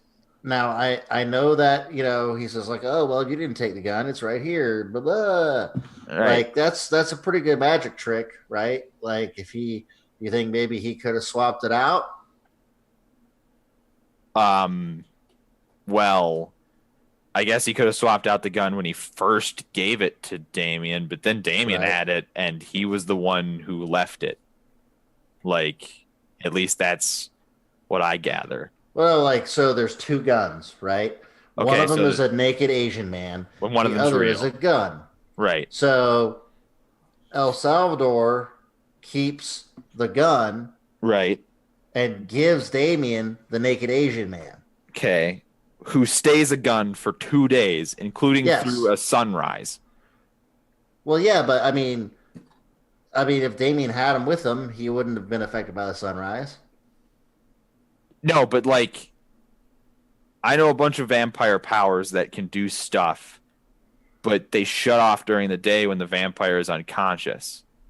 So, like, I assume if you had a naked Asian vampire gun man and the sun came up, he would turn back into a man while the sun was up. I mean, sure, but there's lots of things that we don't know. I'm sure there's lots of things that even you, oh great driver of the car, don't know anything about the Kui Jin. Well, there you go. I feel like this entire conversation is just like they're just looking at each other like, okay, we got there. Like we both can confirm nothing we know. Yeah, no, this guy's just exasperated. He's just like, look, I can't leave, and I can't answer. I don't think I have any answers for you, buddy, unless you have more salient questions. I mean, I think my questions have been quite salient. Do you And even know what that word means? I write down in my notebook, look up salient. Do you mouth that? Yes. It's like salient means noticeable or important or clear or obvious. Check. Now I know what salient means. The opposite. Mystery solved. Mystery solved. And I close my book and start to like turn away from it. This guy takes out a pistol and blows his own brains out, and it doesn't kill him, and then he's not. Well, it wasn't obviously him. Yeah. This All right, guy. guys, Obviously... I don't think it's Mark. All right, Mark. Damien, tell me what you're doing. Well, I'm gonna go see Salvador. Don Salvador. Mm-hmm. You gather that this is Don Salvador's mansion. Sure. At least as far as like whatever his human persona is, like his human persona is the one who owns this place. Sure. Whether or not this is like his nightly haven or not, that's not necessarily clear. Mm-hmm. But like the thralls are his, and it's like it's also decorated in the above parts where there isn't a war room, like Don Salvador, you gather, would decorate things. Sure. You know, like he definitely seems to have latched onto the 70s for some reason. So it's a little 70s in here. But like 70s villa. 70s. Like 70s villa. Anyway, like he's in his like office, and you just ask a servant, and like, oh yeah, absolutely, you are welcome to go speak to Don Salvador at any time. All right. So, knock once, enter. Ah, Damien. So glad to see you make it back safe and sound. I'm so sorry to hear about your gun. What? Tell me more. Yeah, I need you to give up the goose. The goose. Yeah, your contact. Oh, the guy who makes the gun. Yes. I don't think you're going to find answers there, but I'm happy to let you follow up on that. Leads are leads. I just want to make sure that you're cleared of suspicion. Well, does following up on that guy clear me of suspicion? Well, yeah, you're the one that gave me the gun. Sure, but if he just turns out to be a custom gun maker, what have you learned? Like, how are you going... Did he hand me a gun that was secretly a Kuei-jin? I've only been handed one gun, and it's this gun that I've given to you now. I gave it to you yesterday, but you left it here. There's a lot that men will do in order to make alibis, in my experience. Right. So it's more process of elimination at this point than anything. I'm happy to give you that contact information and have you follow up on it. I don't think it's going to absolve me of suspicion any more than it could possibly prove something if I was. That's all. I don't mean, what I'm saying is I'm willing to cooperate, but I think you've got a dead end. And he will take a piece of paper, he will rip it out of his notebook, and he will write an address and a phone number and a name, and he will pass it to you. One other thing. What's the deal with this whole La Sombra thing? Now I'm going to ask you before I, walk over and chew out God, I forget his name now. Muhammad. No, not Muhammad. The guy who wouldn't let me do it. Muhammad's the guy who wouldn't let you do it. Okay, yeah. Before I follow him up and chase him down, I want to know what the deal is. Because he said I knew, and I don't. I thought we discussed this last time when your identity was revealed to everyone. Everyone's uncomfortable with your whole group because you're all Sabbat, but La Sombra lead the Sabbat. They are the leaders of the Sabbat. So by being a La Sombra, Muhammad in particular, what you have to understand about Muhammad is he rose to fame and popularity when he defended Chicago from a full-scale Sabbat invasion. Okay. So he lost all of his closest brothers and sisters to Sabbat. He fought La Sombra. He fought he fought all of the Sabbat species, but this is like a World War II vet coming home and not wanting to break bread with a German. That's fine. Am I going to be hamstrung for the rest of my life? No, just when he's in the room, he's going to stop you from making another La Sombra. All right. And he'll also hate you, and you should be aware of that, like, politically. Don't trust him if he makes any deals or offers with you, is what I would say, because there's probably some way to get you out of the picture. Yeah, I couldn't trust that man. There's only a handful of people that I trust, and yeah, that's getting smaller and smaller every day. I know that I gave you the gun, and the gun apparently turned out to be a man, but I am certainly eager to make sure that this incident doesn't harm your trust with me. I have no idea what happened. Well, the only other thing that comes to mind is your help. But I don't have the time right now to sit down and interview every single person that works in your mansion. I mean, the war room is secure, theoretically. Is that where the gun was left at all times? Yes, it's where the armory was. It's where you all slept. And besides that, my servants are all enthralled to me.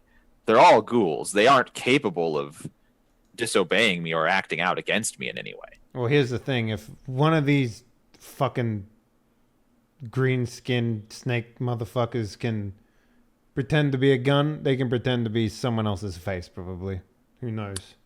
That's a valid point. Just to be sure, I'll go through and make sure that all of my servants have blood. We should do that. As you said, these Kui Jin do not. So if they're posing as someone, if they have taken their shape, presumably they can't fake Vitae. No, they taste like absolute fucking ass. So. All right, so we'll make sure that all of my servants get fed from tonight, just to make sure. And we'll also go through and punch random objects to see if they have a hit indicator. Yeah, drink some Mountain Dew when white. you're at it. Yeah, like, There it is. Get it. You just see like a video game character running through, punching everything. Is there anything else I can do for you? I know you're deeply troubled. I'd love to speed along your investigation. Answer any questions you have. You do still want this gun now that you've taken it apart and made sure it's not an Asian man, right? No, yes. It's the weight alone is more than enough to make me happy. Yeah, okay. Damien, actually, Yes. roll me some dice. I would like you to roll perception awareness. Okay.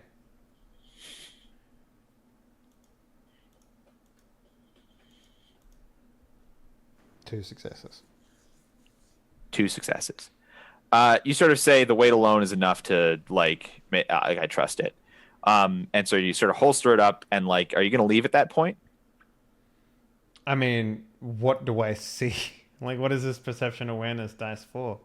My question is, were you going to leave at that moment?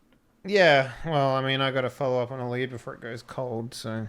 You're going to follow up on that lead. As you turn to leave and the conversation is over, your own words about the weight of the gun sort of like, you sort of have that thought and you're like, wait a second. And you take the gun out again. This gun is super heavy. It's lighter than the first gun you were handed. Okay. Well, yeah, the first gun was a whole naked man. And that's where we're going to go to our 2-hour break. So see you all soon. All right, well... In 2 hours. Yeah, No, it's not a 2-hour break. It's the break that we take at the 2-hour point for like 10 minutes. Yeah, well, we'll take a 10-minute break, and we'll be back for more vampires. See you in a fraction of 2 hours. In a fraction of 2 hours. Do I have to do math to watch Die Party games? Yes, you do.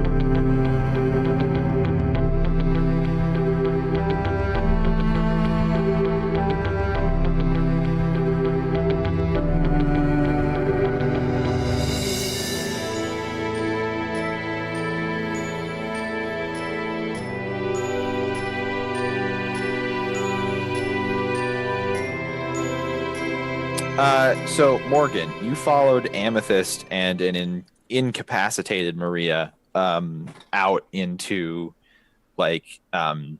the leisure area of the mansion where there were some servants willing to be fed upon. And Amethyst is sort of the example that I would use is like holding Maria's hair back but really it's like she's making sure Maria doesn't kill any of these servants by overfeeding because Maria is quite low and also quite emotionally compromised. Am I even in a position to eat right now? You're in a position where Amethyst is making you eat. How about that? Like, okay, sure. Out of character, like, are these ghouls, blood dolls, herd?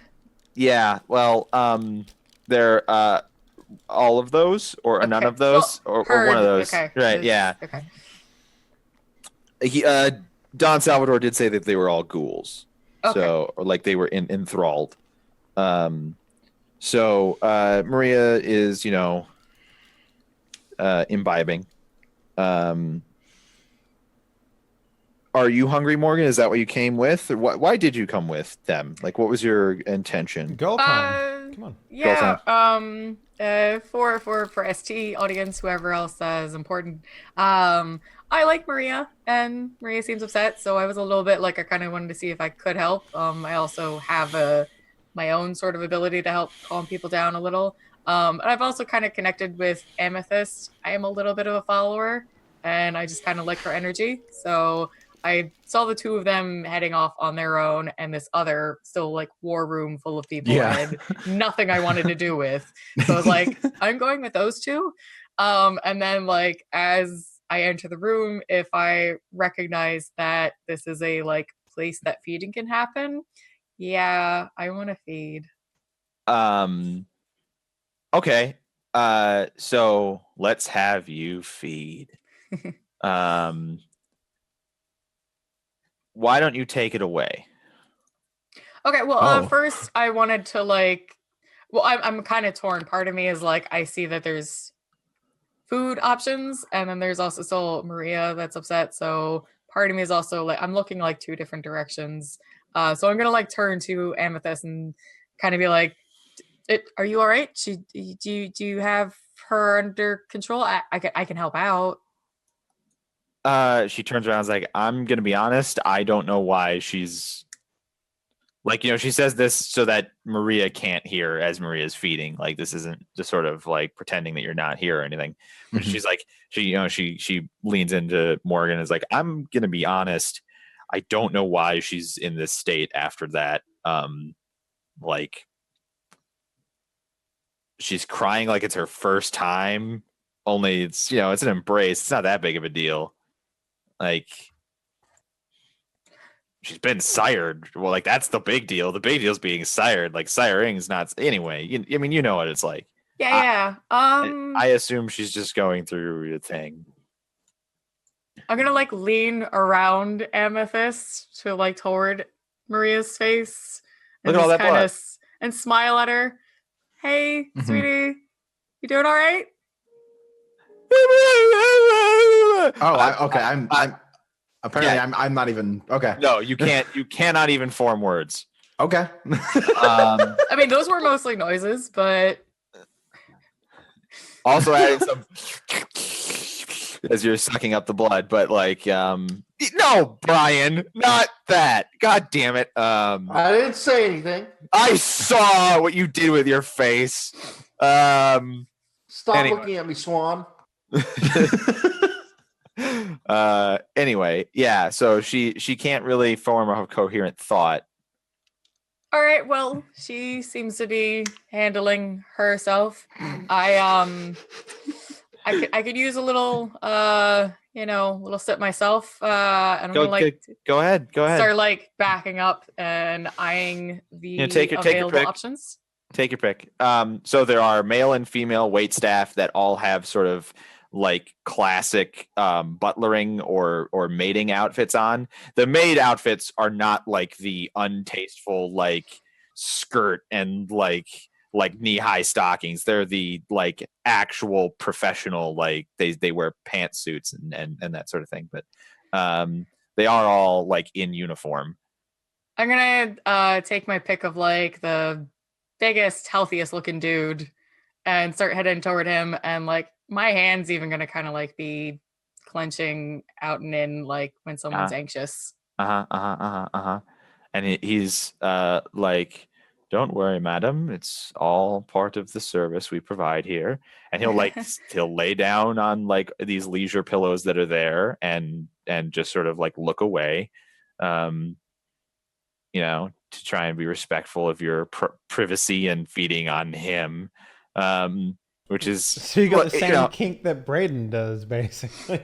Go for the biggest dude in the room and try and fuck his shit up. It works every time. Yeah. And I'm gonna like kind of glance over my shoulder to see if Amethyst is looking. Nope, she's focused on Maria. She didn't think anything about, like, she didn't assign any weight to you going off to feed. Okay. I'm gonna go ahead and start feeding on this guy, and you can tell me if I need to roll anything. Yeah.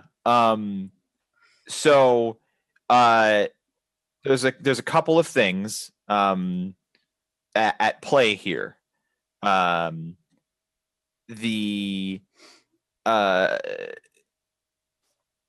been in a fight, which is very anxiety inducing. Mm-hmm. You've spent some blood in that fight. I'm not quite sure how much you spent. I think it was 2. Well, that's not much considering that you started at full. But we're really gonna focus on the anxiety that you are feeling socially, and it's been a rough night.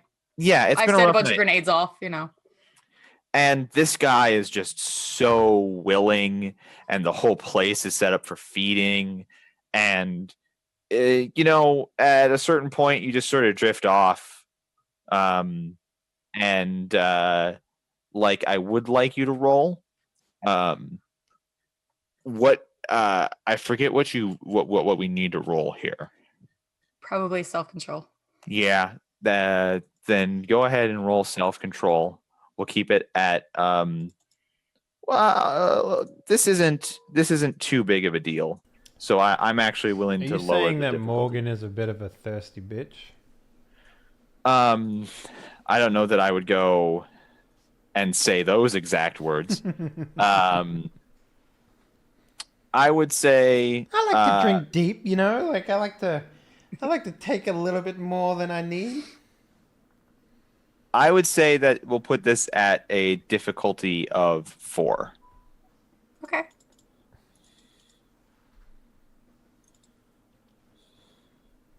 I pass with flying colors, believe it or not. Yeah, no. You definitely take an extra point of blood from him, but not into the dangerous levels.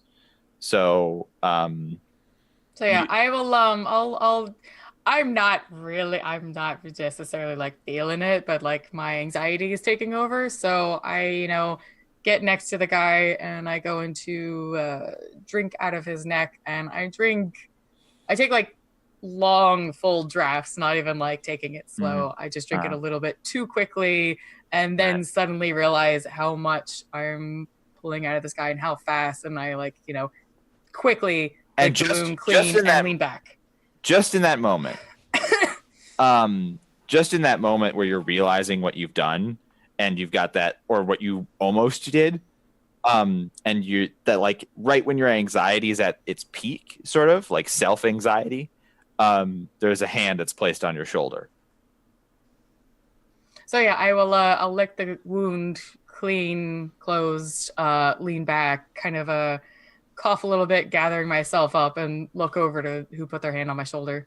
It's Rodney. Yay! Hi.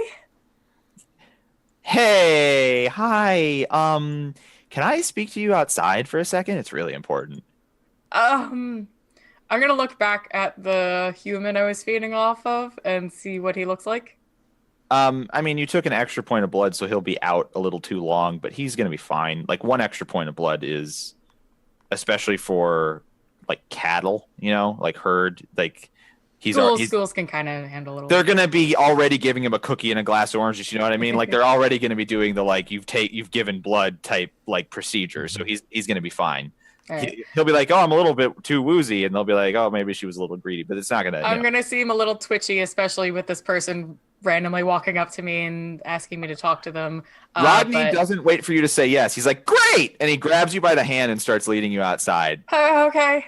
And like he leads you like out of the leisure area into the servants' kitchen, like straight to the door that leads outside to like where they huck garbage. Like throws the door open and pulls you outside, and then slams the door closed. What did you want to talk about? So he puts you up against the wall, and then he does that thing that like in high school that scumbags do, where they lean on the wall, but they like put their hand right next to your head. I know exactly. And lean in. The Japanese gangster teenager lean. Yeah. Slam. Yeah. No, like the slam your locker lean. Exactly. Yeah. So he puts his hand right next to you, and his temperament is completely different than you've ever seen it before. And he's like, "Hey, blood." Hi. So, just want to get something straight right away. I got a real nice gig going on with everybody here, not knowing anything about our little issues. And I need you to not blow it for me. Our issues? I don't have any problem with you. What are you talking about? Oh, no. I mean, you know what I mean. Our blood issues. Oh. And I'm going to like shrink back even more. It's like I saw where that was going. I look, I had it under control. I was stopping already. Hey, don't be scared. Don't worry about it. We're both blood, right? And he sort of like he places a hand on your shoulder that is supposed to be comforting, but is in no way comforting. I get it. I understand. And you can talk to me about anything that you're struggling with, but don't tell them anything. Okay? I'll watch your back. You watch mine. I'll make sure that you don't, go too far. But just I don't need them knowing, a thing or two about Malkavians. I'm going to straighten up against the wall and then fold my arms and go, all right, fine. And what's your problem? Well, I guess, Mikasa es su casa. If I'm gonna keep your secret, right? Yeah. And you're gonna keep mine. That's just fair. So right now, Rodney is taking a little break. If you know what I mean. Got it. So who am I talking to then? You're talking to the all-seeing and the all-knowing, right? I'm always watching that kind of thing. You know what I'm talking about? Yeah. Any name I can go by, or just Almighty? I don't got that big of a head, dear. You can call me Ted. Cute. Yeah, real cute. Now, listen, this stays between you and me, blood, and we don't have any problems. You understand? Sure. So, when these curious little kids eventually want to know what my clan's all about, what do I tell them? Oh, what do I do when someone else tells them? These guys are they're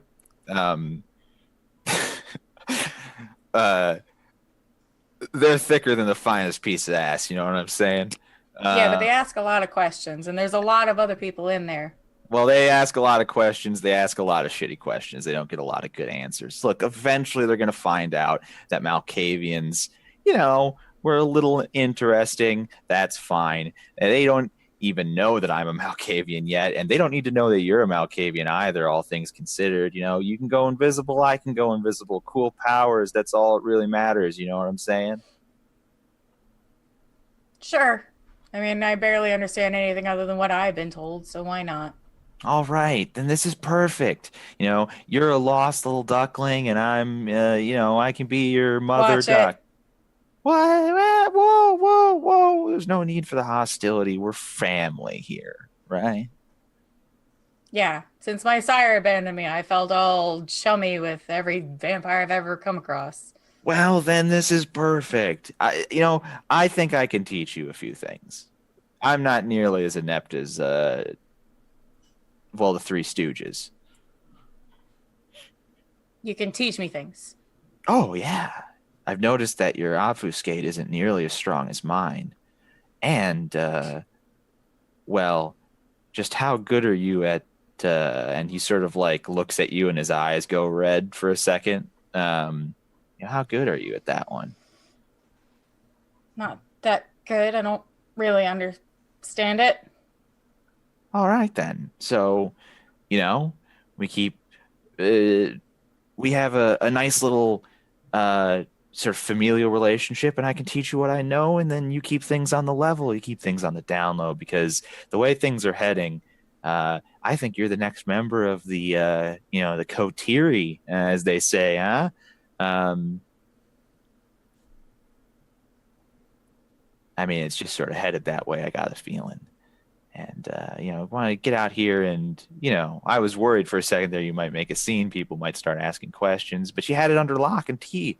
So, you really handled yourself well in that fight, too. I really liked what you did with the grenades, which is why I imitated it. Thanks.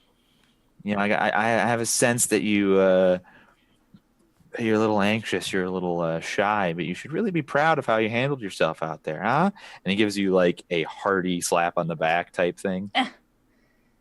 Yeah. So wait, like, you know how to do that, like, the thing where, like, you get people to, I don't know, mess with their heads, kind of? Oh, I can do that thing. I can do it real well. Huh. It's not. I remember my sire could do it and didn't really understand, didn't really get it. It's not as great as it used to be, but it sure is handy in certain circumstances. Of course, I don't want to break it out in front of the others. You know how it is. Then they'll start asking questions. It's definitely the more, well, as they say, it's less vanilla than everything they've been dealing with so far. What does that mean? It's not just super speed or super strength or invisibility. These things are pretty simple and straightforward, but dementation, that's another thing. What did you call it? Dementation. Okay. Sure. Yeah, like, I'll keep that under wraps, I guess. It means play your cards to your chest, Yeah, exactly. I'm glad we had this talk. And if you need anything, you just pull me aside and you ask for Ted. Right. Okay, sure. Right. Even if I'm speaking to Rodney? Yeah, Rodney knows the score. Huh. Okay. I'm going to be honest here. Rodney, I let him be in control because people like him. That makes sense. I get how that is. I've But been there before. But I'm doing most of the steering, if you know what I mean. Yeah, I gotcha. All right, you have a good one. Sure. Are you coming back inside? What? Are you coming back inside? Yeah, I guess. Why are we out here? Oh, yeah. Hey, Rodney. You just we didn't get to rap much before, so you just wanted to get to know me. I'm newer to the group and all that. Oh, Let's head do we back like inside, each other? buddy. Yeah. Come on. And I'm gonna like put my arm like through his like Wizard of Oz skipping style. I'll be like, let's go back inside, Rodney. And he will Wizard of Oz skip with you back inside the house. How are Amethyst and Maria doing? Maria, you've regained the capacity to control your character. Huzzah. You didn't lose any humanity, but like you're definitely what you did. You don't grok it in a intellectual sense. It's hit you in a very like spiritual place, and that's not something that you. Oh yeah, just seeing all that I saw and like I think it was kind of like a very in the moment. There was a lot of like pressure from not any one person, but just like the whole thing. And now that it's after, it's like, holy shit, what the hell did I do? Like it's not even the context, right? Like it's not even the shapes and sounds that I described to you or the sensations that you felt. It's like afterwards, it feels like you're some part of you went off and did something horrible while you weren't there and you don't remember it. It's like waking up after a blackout and you're like, I know I did something terrible, but I can't. Yeah. I can't put my mind to it at all. Like Amethyst is sort of there and she's like, this is Morgan's just coming back in with Rodney, and Rodney's like, I went outside with a girl.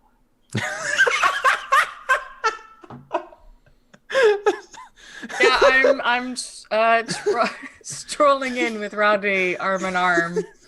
Rodney like breaks arms with you, Morgan, to like dash over and lean down to Maria in this tender moment and be like, I think she likes me. What? And then he's gone already.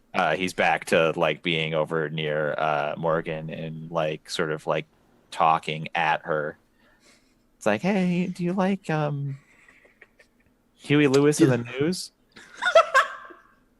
Oh no! Getting a little. Is he wearing a raincoat? Yeah. Getting a little Patrick Bateman from him now, you know? Like... I will point out that this is Try getting a reservation at Dorsia now. This is the fourth time that Rodney has mentioned that he likes Huey Lewis in the News. And it's the first time anybody has called anybody out on it. I'm going to be smiling and nodding, just kind of patronizing him, like, yeah, I've heard them before. Being very, very friendly.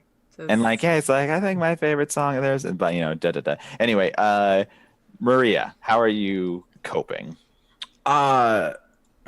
You've also been able to feed like 4 dots of blood back up to where you were before you did the thing. But it makes you feel better, but in that way that it doesn't really. Right. Yeah. It's like you're still like. I'm thinking it's like I look and probably feel like the day after like a really close family member died or something. Like, yeah, I ate food, but like.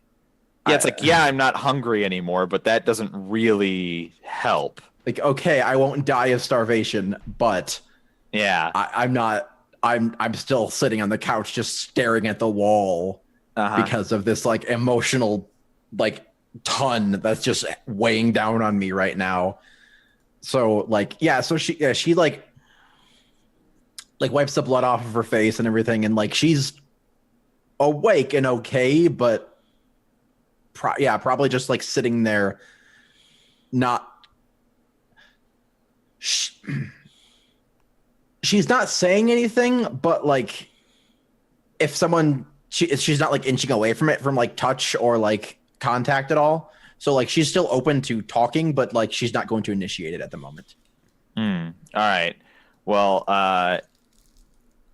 if that is the case, we will go sideways over to Damien. Damien, what did you want to do? So first things first, this gun you mentioned, I noticed a difference between the two. Is there anything that I remember about the gun, having inspected both of them, that is, like a spot the difference? Like, They're identical. This one is lighter than the one that you remember having that night on the mission. so, yeah, I before I like grabbed the handle of the door and I turned back to Don, and I'm just like, I don't know if there's anything, but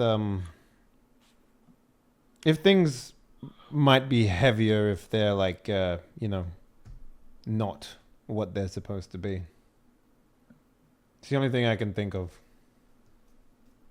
He sort of looks at you and like nods, kind of like okay, sort of like if okay, I'll keep that in mind, sort of thing. Was it like heavy, like the weight of a human being heavy?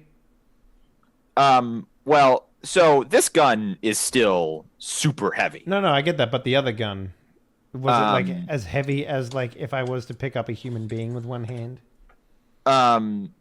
The Like we're talking like 80 kilos. I don't know.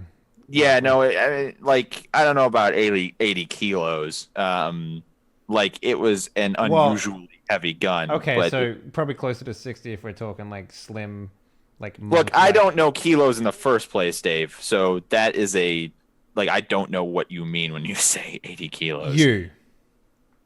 It's like 1,000 pounds.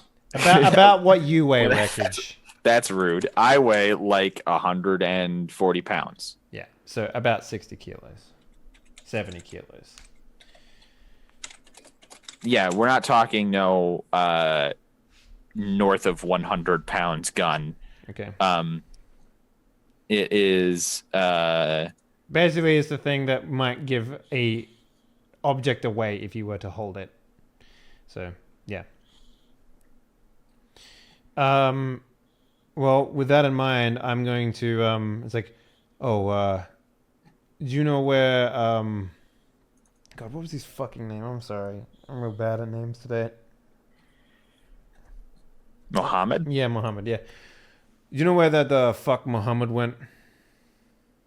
Well, he's probably still here since he intends to investigate the rest of us, apparently. All right. I'm gonna go make a scene, and I like close the door. I wouldn't do that. As you close the door. Yeah. So I'm gonna go find Muhammad. All right. You run into Braden first. Hey, I don't know about you, but this Mark guy, he's cool. I really don't know what to think about Mohammed. Okay. Well, it just seems weird how adamant he is about how he did nothing wrong and he wants to investigate everything and he wants to be in charge. Doesn't that seem strange? No, he seems like a fucking politician to me. You should never That's trust even those. worse. Exactly. So I'm just gonna walk with purpose to try and find him. You're welcome to like follow if you want. Sure, I walk with a purpose, but like I look terrible doing it. Yeah. Mm-hmm. Got it. You all walk with a purpose to confront Mohammed. Mm-hmm. You'll see him sooner or later.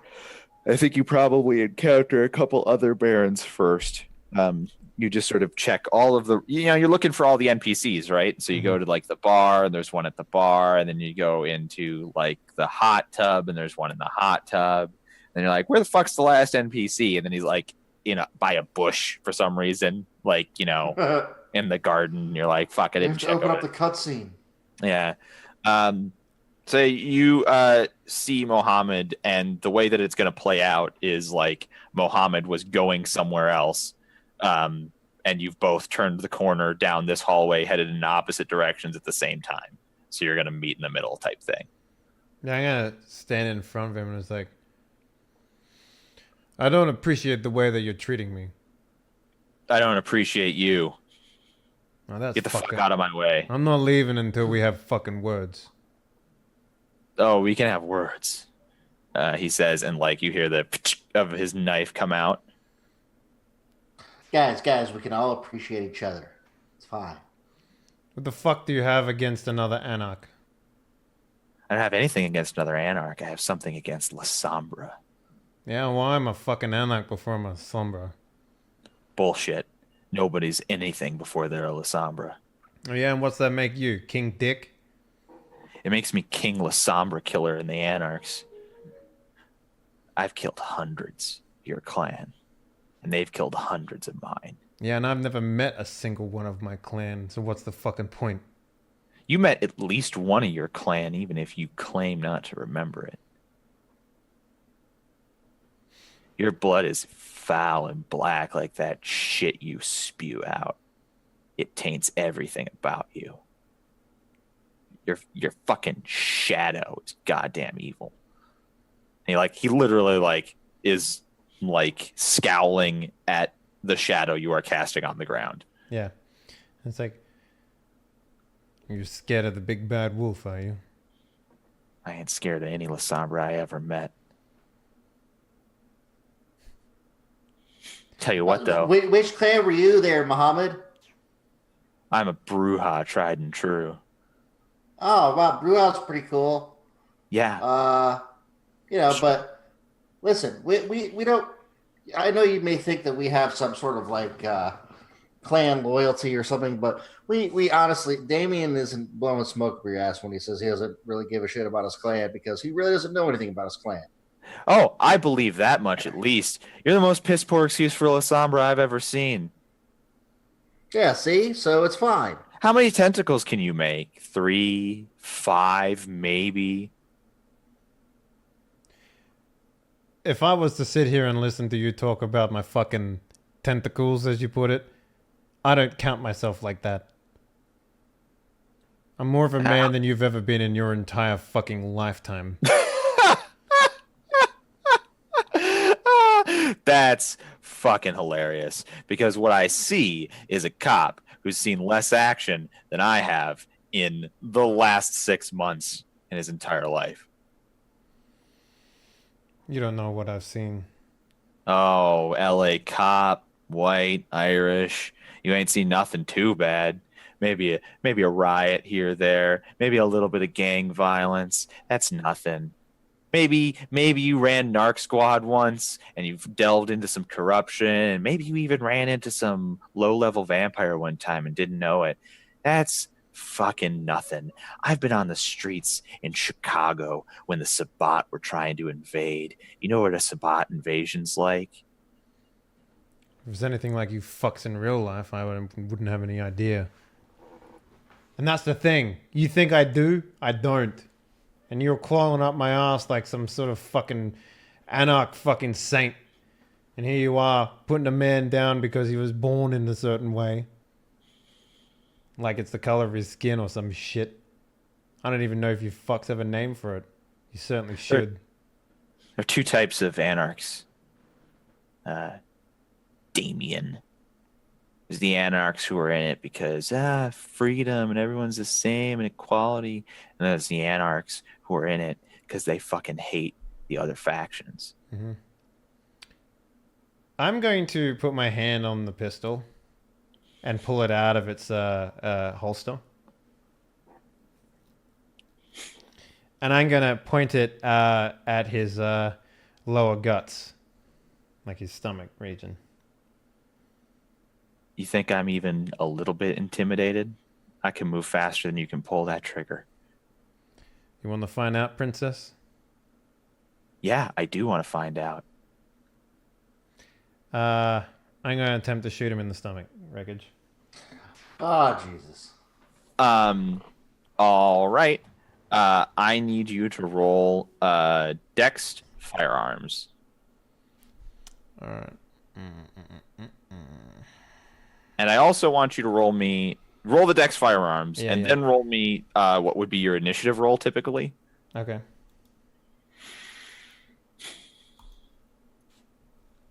So that's Dex Firearms and D10 plus your wits plus your Dex. wits plus Dex. So 4. 10. Yeah. So, this is the first time you fired this gun. Mm-hmm. So like, the HMS Dauntless fires a 20 gun salute in this hallway. Like you're pretty sure the whatever was remaining of the undead cartilage in your shoulder just shatters. Like this feels like you shot a shotgun that you were holding in your hand. Like the window at the other end of the hall shatters. Just from the noise. If anybody in this hallway was mortal, they'd be deaf for the rest of their life. It blows a video game size hole in the marble of the floor that was behind Mohammed, who is now behind you, with the knife to your throat. He did the vanishing, reappearing thing that Amethyst does. And he's whispering into your ear. He says, I'm not even going to kill you. You're way too small time of La Sombra for me to even notch one in my belt. You come back when you're more powerful. I'm gonna as he's like, I don't know, whispering sweet nothings into my ear, I'm gonna say, you fucking do it. I'm about ready to end this shit with you. He pushes you away. And when he does, you feel a surge of power. Braden, I want you to roll perception awareness. Okay.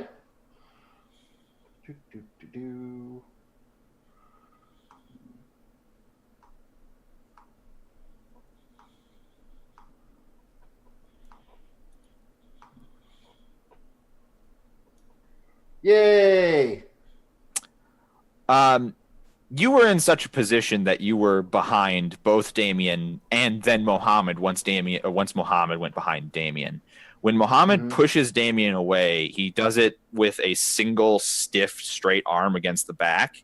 And as Damien and Mohammed's hand, like Damien's back and Mohammed's hands separate, there is it's like a static shock, but it's shadow. Okay. Like some sort of horrible slimy connection of darkness. And Damien, you feel a surge of power as your Obtenebration 4 unlocks. And you're suddenly made horrifically aware, like in awe of what you can do. And maybe in the moment you even think, I'll use it right now. But Braden, just as you're like, oh my God, like you look between the hand and the back, and then you look back and Mohammed's fucking just straight gone. Well, damn it. So you're both left there alone in the hallway, and servants are running in like, what the fuck was that? Because, they just heard an explosion in this hallway. We're good. We're good. Just a little test fire. Nothing to see here. The marbling? And they run over and they're like, come on! Do you know how expensive this section of floor is going to be to replace? Well, it's pretty cheap marble if, a gun could do this to it, okay? So maybe you need to go to your marble supplier and explain to them that whatever quarry they're getting their marble from, they're obviously full of shit, okay? So it's fine. Just move along. Nothing to see here. No, you move along. We have to clean this shit up. This is one of the servings that I can, suck blood from? Yeah. I suck blood from just to get him to shut up. There's another servant right there. He's like, what the fuck? You can't just end conversations like that. That guy drops like unconscious, obviously. So I'm going to bend down and pick up the shell casing that came from the gun, I assume. Yes. Well, it wouldn't have fallen out because it's a revolver. Oh, no, it's not a revolver. It's cartridge loaded. You're right. So yeah. It does fire out. So it's like a it's almost like a pop can. You know those mini pop cans? Like the smaller pop cans that aren't actually like the 8-ounce ones? Yeah, not like the 12-ounce ones, but it's actually like that big. So it's like a 50 caliber handgun almost. Yeah, it is. It is. All right. Yeah, like I said. You know, on the side of your gun, how it says replica, and on the side of my gun, it says Desert Eagle .50. Yeah, pull up your socks. So yeah, pick it up, and I'm just gonna walk out, and I got a date with a gunsmith, I guess. All right. So Maria, you're not talking to anybody, unless you are spoken to. Yep, basically. There's an explosion elsewhere in the house. At first, perhaps you are concerned, but a servant comes in not too long afterwards to be like, "It's fine. It was just an accident. Nobody panic. We're not under attack or anything. I know tensions are a little high. Please get back to enjoying yourselves." Amethyst sort of waves her off. So how long has it been? At this point, like couple hours since you glimpsed the unthinkable. Okay. Put the top 10 cards of your library into your graveyard. Damn it! Every time. Or if they're creatures, Stupid bird decks. Some of your other creatures might get bigger from your graveyard. So there we go. So I think after the servant leaves, like Maria really quietly, just like in kind of a, she's not like opening up a bunch, but she's just trying to talk and say a thing because she's basically been quiet for 2 hours, aside from sobbing. Very quietly, she says something like, $20 says it was Damien.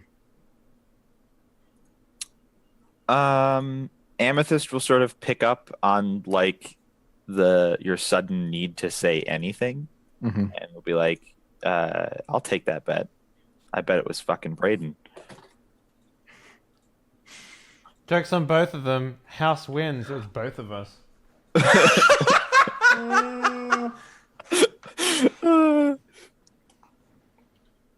And like you guys sort of snicker like amongst yourselves about that your mutual dislike of them. It's a friendly. It's like a brother who's a fuck up. It's like he's a total fucking douche, but he's my brother. I love this guy. That kind of thing. I fucking hate him, but I love him.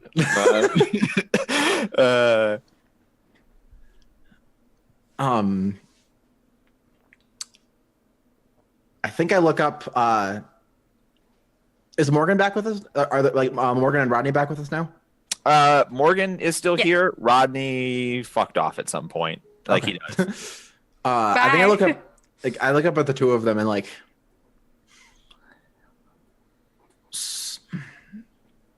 What happens now?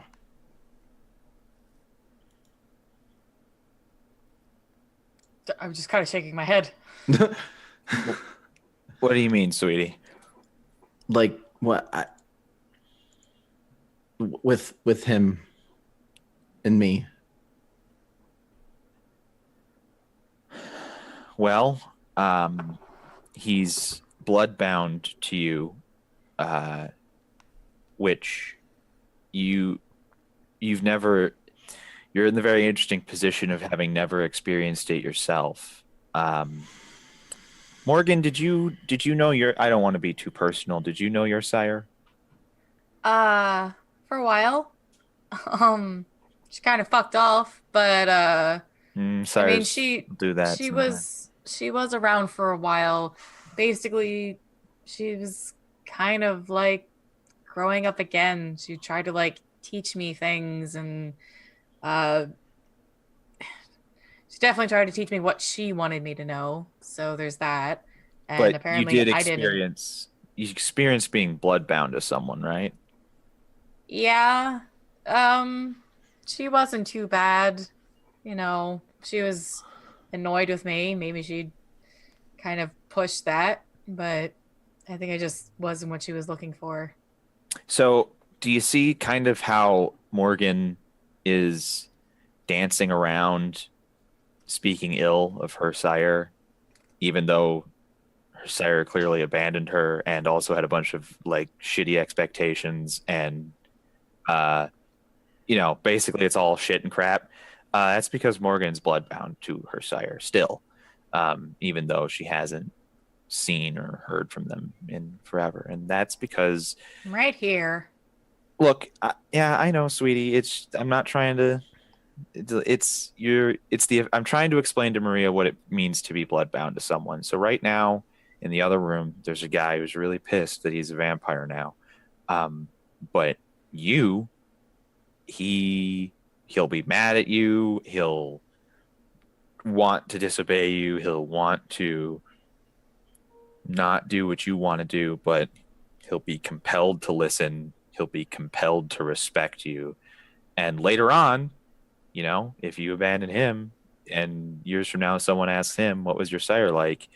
He'll beat around the bush and try and, make excuses for you and try and, like say, oh, yeah, he was bad, but it wasn't that bad, that type of thing. Yeah, so put your foot down when you have to, but don't be a shitty parent.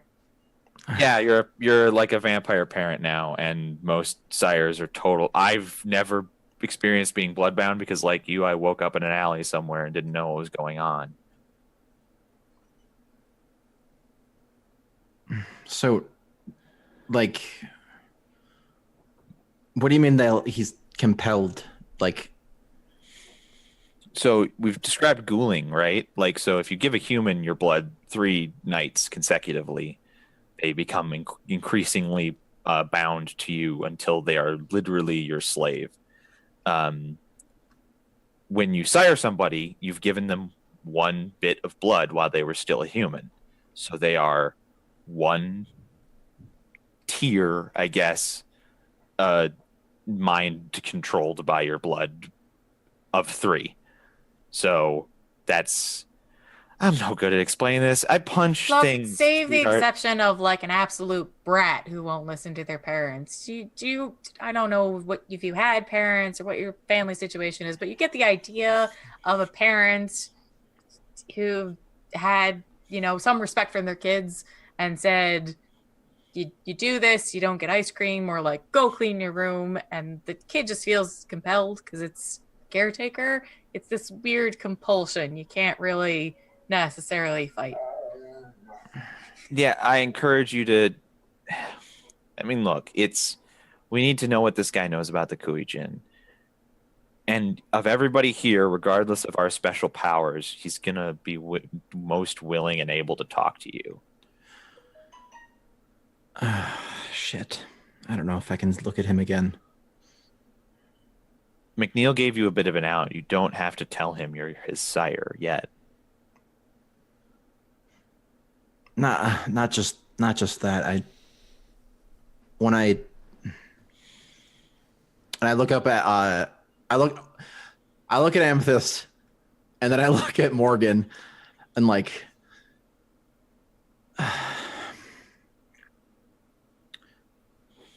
okay, I know you told me trusting people is bad, but I am in a really bad place right now, so I don't fucking care. When I reached it didn't work. What do you mean? When it happened, it didn't work. So I used what I can do, and I made it work. I forced the blood to pump through him and bring him back. Well, bring him to wherever he is now. Amethyst sort of like gets a confused look on her face. Morgan as well. I don't know what you're trying to get at.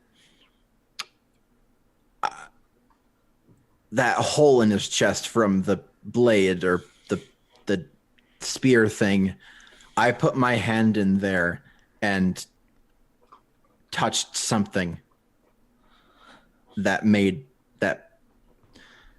It's like kickstarting jump starting a car or something. It pushed him over the edge and brought him through, and I saw really. It wasn't even the things I saw. It was just the weight of it all. Maria, I want you to roll perception awareness. Okay. Doggo. Barkies. Three successes. Successes. So as you're trying to re-describe what you saw and felt, you have a moment of connecting clarity. Okay. You remember feeling something like that, vaguely like this before. The metaphor that I'll use is it's like what you just experienced was biting down into a whole lemon. And at one time previously, you had experienced something that was artificially lemon flavored. Mm-hmm. And you remember that other time that you experienced something that was artificially lemon flavored. And that was when you were fighting the wizards. Their whole crazy crypt basement with the puddle and all of their magic and shit, it just sort of gave off an artificially lemon flavored vibe compared to the you clamping down on a lemon that just recently happened. So like when I touched the pool? Yeah. Okay.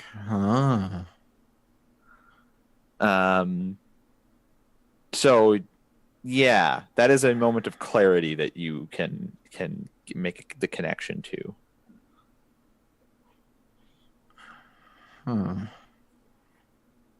Okay.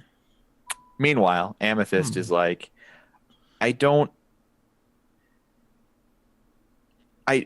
do you, is this like how you tore that guy apart in the fight? Like, what do you mean? Are these guys just, what's the deal here?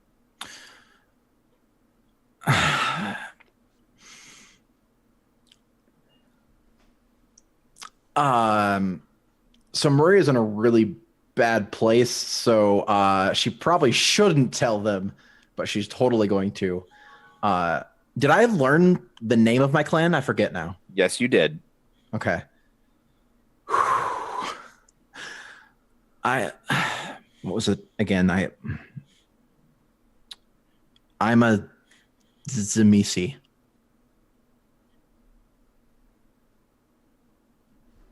I can change stuff in people's skin and bone, and I have a weird connection to. You feel a hand clasp over your mouth. It's Amethyst, and she darted over the second you said Zamisi. She used celerity.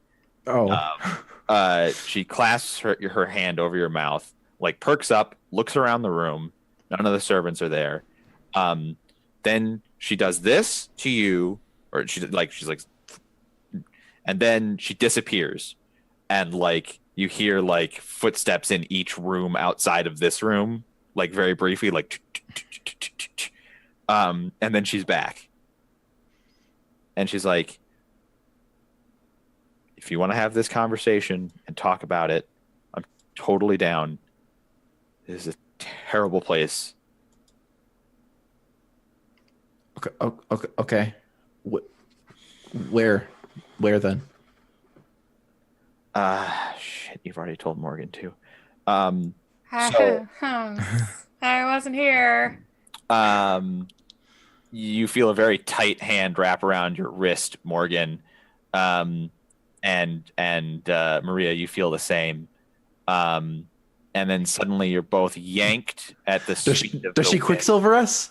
She quicksilvers you. Yay! Wee. And like you travel for what feels like a moment.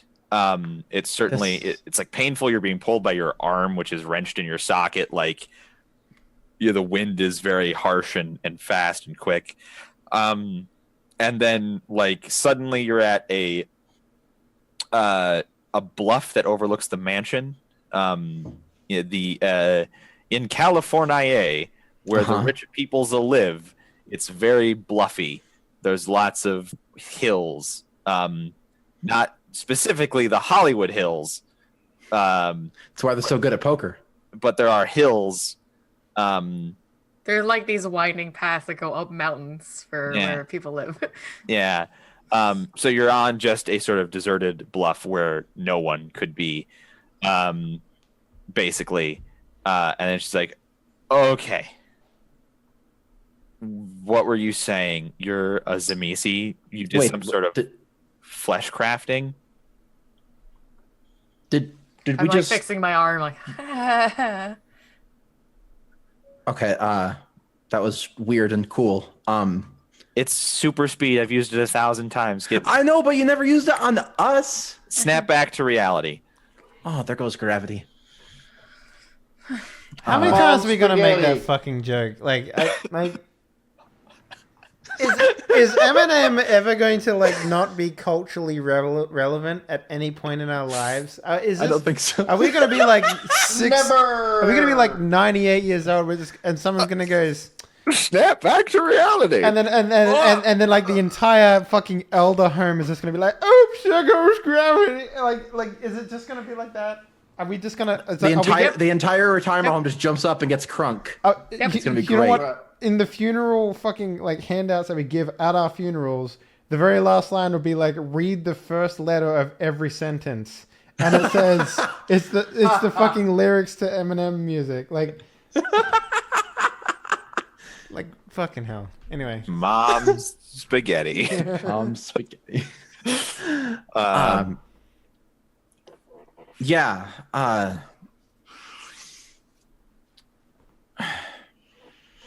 I can do weird things with flesh and bone with others or myself. That first night you took us to that gas station, I put a gun inside inside his chest, and he shot his stomach out from inside.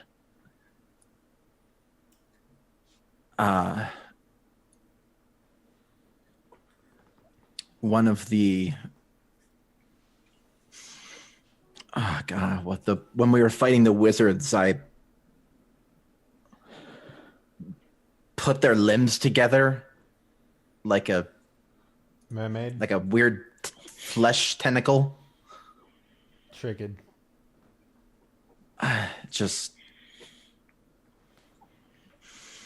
But yeah, so that's what the siren didn't work, and then I just kind of had something spoke to me, and it was just like, try this, and I tried it, and then I saw just darkness and stuff, and I don't know if it was memories or his head or something, but look, Maria. Amethyst is like deadly serious. Maria, vicissitude is Sabbat magic. It's dark, evil magic. Sometimes our vampiric powers awaken by, compelling us like instinctually to try them. But you have to be very, very careful because this powers. I mean, I think what probably happened is you just did something fucking evil. And when vampires do evil things, sometimes our beasts become more stronger than our human tendencies. So you really risk a lot when you just toy. I don't want to say toy. I mean, you weren't being careless necessarily, but you know, the worst thing I can do to myself is punch my own arm into oblivion. You have to be really careful. Okay. And now also I'm aware that there are 2 Zamisi in LA now. That's why I was really Probably scared. 3. Did nobody know that you were a Zamisi?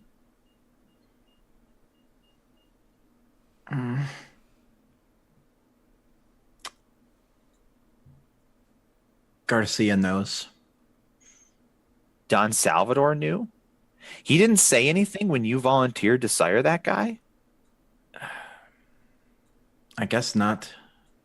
I mean, maybe he didn't want to blow your cover. I mean, obviously. He's fuck. Yeah, he's also the one that told me I shouldn't tell anyone else because You shouldn't have told anyone else. I know. I know. I'm not. I'm just sitting there like scratching the back of my hair, like. I'm not okay right now. I'm sorry. You Thank don't you need to for listening. apologize to me. You need to apologize to yourself in like 6 months when you're going to hate yourself that I know that you're a Zamisi and that Morgan knows you're a Zamisi. Why? Because you'll want it to be secret and you'll understand all of these power plays and things and how that information is going to come back to bite you in the ass. And you'll, maybe it turns out that Morgan here, fuck, we just met her. Maybe she's evil. I don't think you're evil, by the way, but maybe I'm evil. You only just met me like 3 weeks ago.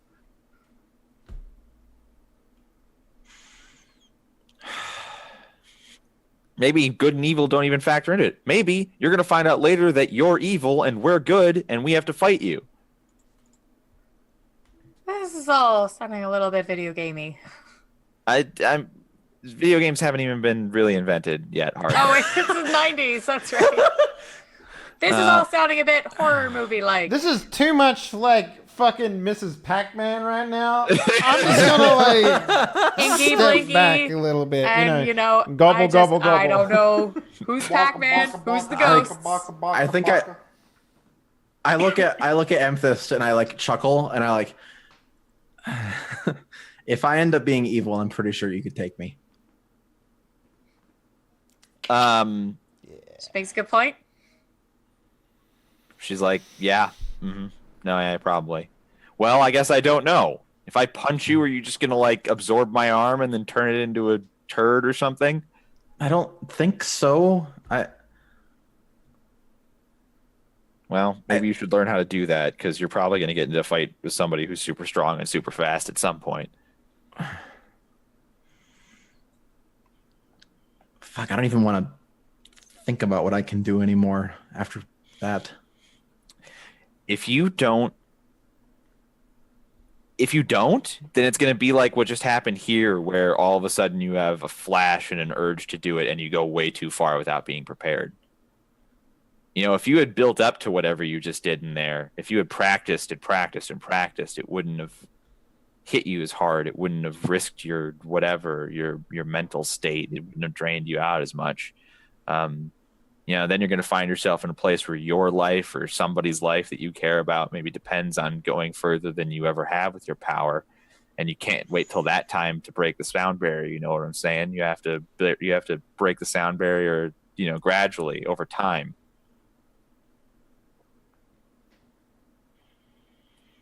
Yeah. Same thing for you, Morgan, whatever weird, crazy shit you can do. I'm going to give like kind of just a shrug. Yeah, that makes sense, actually. Okay. Thanks for just thanks. Yeah, thanks, Amethyst. Yeah. Do you hug? Can I hug you? Are you asking if we hug? Well, yeah, I don't want to just do it without asking. Haha, now you're a pretzel. I'm gonna laugh and I'll take a couple steps towards Maria with like my arms out, like sure. Hug. Okay, you two hug and Amethyst is like, yay. I like it, I let go and I look at Amethyst like, huh? I try to pull you in, but I don't want to lose an arm. Do you know the Squidward doesn't like Krabby Patty's face? I don't actually. Hang on, look this up. Just as much as you can make all of your face frown. Does this look like I'm kidding to you? Oh man. I don't know what that looks like. All I see is like a like. Is it this one? No, hold on a second. I'll pull it up for you. Is it this one? I found it. There, I posted it. Yep. Frown with all of your face. You know.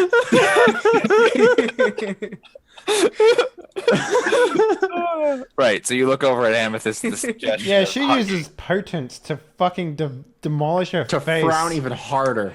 She breaks her own She jawbone. pulls all of her muscles just downward. But yeah, so that's the face that she pulls when you're like, "Come in here for a hug." Man, I tell you what, I wish I had some sort of tutoring in this game because Damien's just been like, you know what, fuck it, man. I'll laugh and I'll like. Bring on the beast. Let's go. So instead of hug, I'll give like friendly jab. You know? Okay, yeah, you friendly jab her, friendly jab of affection. and she's like, "Yeah," and she'll friendly jab back, and you'll take. Nope. a Nope. bashing Morgan's seen Braden get that. She's stepping back. It's Quick fine. learner. Bashing I- disappears after the scene, so I accept. yeah, you take a bashing damage as she friendly jibes you in the shoulder. It's Aha! like- Ow! Ow! I do this. Hey! Finger guns. Damien. Mm-hmm. Wait, first, Amethyst is like, okay, now let's get you back in and talk to that guy. Yeah. Okay. Damien, Yo. you're gonna go investigate that gun shop. Yep. Are you inviting Braden? I mean, I'm in Angerville right now, so I don't know. Probably not. I mean, Damien's going off to do a thing, Braden. Do you follow him? Yeah, I mean, this I is feel- the I feel equivalent like of my- me sneaking out back to have a fucking cigarette because I can't have a cigarette. But you're welcome to follow along. I feel like my sole purpose in life is to witness the death of your character. So Yeah, we're building towards it. It's almost happened several times. Yeah. I mean, How about I this? must I'm gonna chronicle your follow- story. I'm gonna follow at a distance, though. Uh-huh. Okay. Like, but are you gonna try, like, not hidden from Damien, obviously? No, I'm just giving him space. Got it. Braden's following you, but giving you space, Damien. yeah, I'll bring Gambit with me. We'll just go there. The dog, okay. So it's a machine shop. The address. Mm-hmm. When you get there, it is physically and machine shop. Like, come have your gaskets deglazed or whatever you do to gaskets. Come have your fucking drill bits corkscrewed or whatever the things that happens at machine shops are. Mm-hmm. Right. Ta-da! It's a machine shop. All right. What's the guy's name? Written on the list is Xavier. Xavier. Okay. So I walk into the front office part. You know what? I walk into the back machine part. I don't even go through the front office. There isn't even a front office. This is like the kind of the machine shop, or it's like the kind of machine shop where you walk into the place where they're doing work and you're like, hey, I need this shit done. And they're like, yo, over here. Okay, give me $20. Yep. So you walk in. Well, okay, first of all, it's the middle of the night. It's fucking closed. And I still walk in. Okay, like, are you forcing open like a big garage type door, or are you busting in a human sized door, or are you breaking a window? I'm just gonna force open the roller doors. Yep, you can do that, no problem. Man, it makes a fucking ton of noise though. Yeah, I'm not really trying to be stealthy. So So you force open the doors, and like there's a brief moment where nothing is happening, and then suddenly you have like 3 laser sights on your body, like movie style, and you can see that there are some mooks, and they got like really nice guns. yeah, it's like Um, looking for Xavier. uh, Here he knows how to put a piece or two together. they're like, first, hands in the air. Does it look like I have guns on me? You have like a sparkling, twinkling magnum the size of somebody's fucking third leg, just like twinkling in your waistband. Yeah, yeah. I was like, look, I'm not gonna cause trouble. I'm here to talk to Xavier. Hands in the air. Prove you're not here to cause trouble. I raise my hands like listlessly in the air, just like, Yeah, no, it's like, whatever. well, don't shoot me. Braden, you're like not there because you're a little ways back. Yeah. But you can see that he's putting his hands in the air and that there are like laser sights on his body.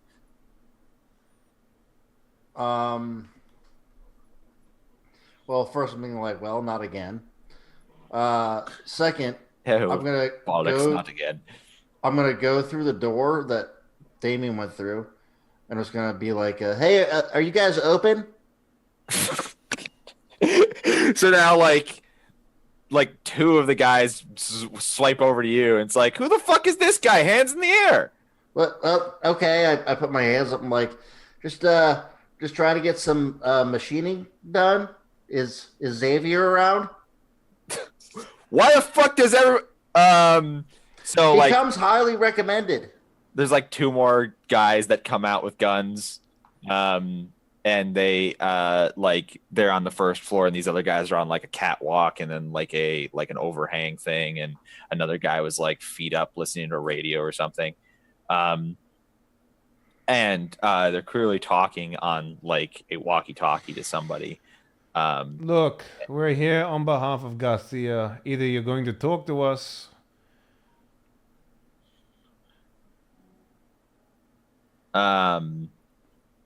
They keep you trained at laser point while they're talking on the walkie-talkie. And then eventually one of them like nods, and like he walks up, like he starts slowly walking towards you, Damien. And he says, "Look, no funny business. I'm not gonna hurt you or nothing. No, But these funny guys gotten business. trained on you."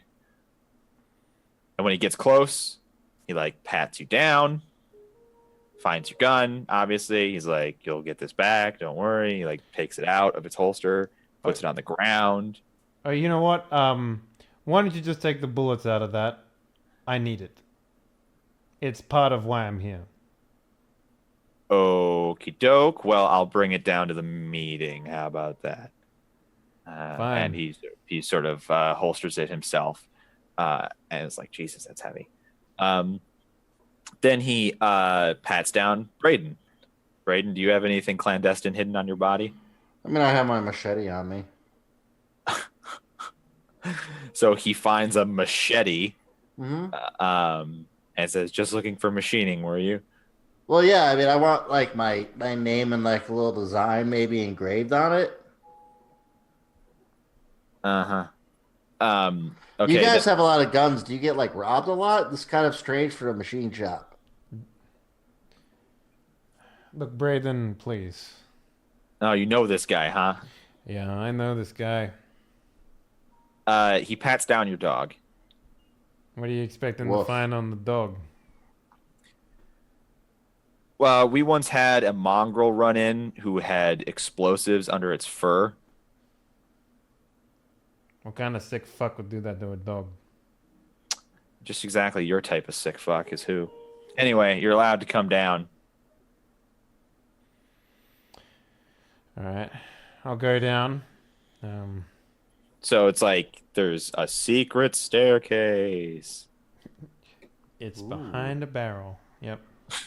The secret staircase goes down, and there is a lot of illegal weapons down here, being customized or made from scratch. Mm-hmm. And there's actually like a whole bunch of people working here, even though it's the middle of the night, obviously. Mm-hmm.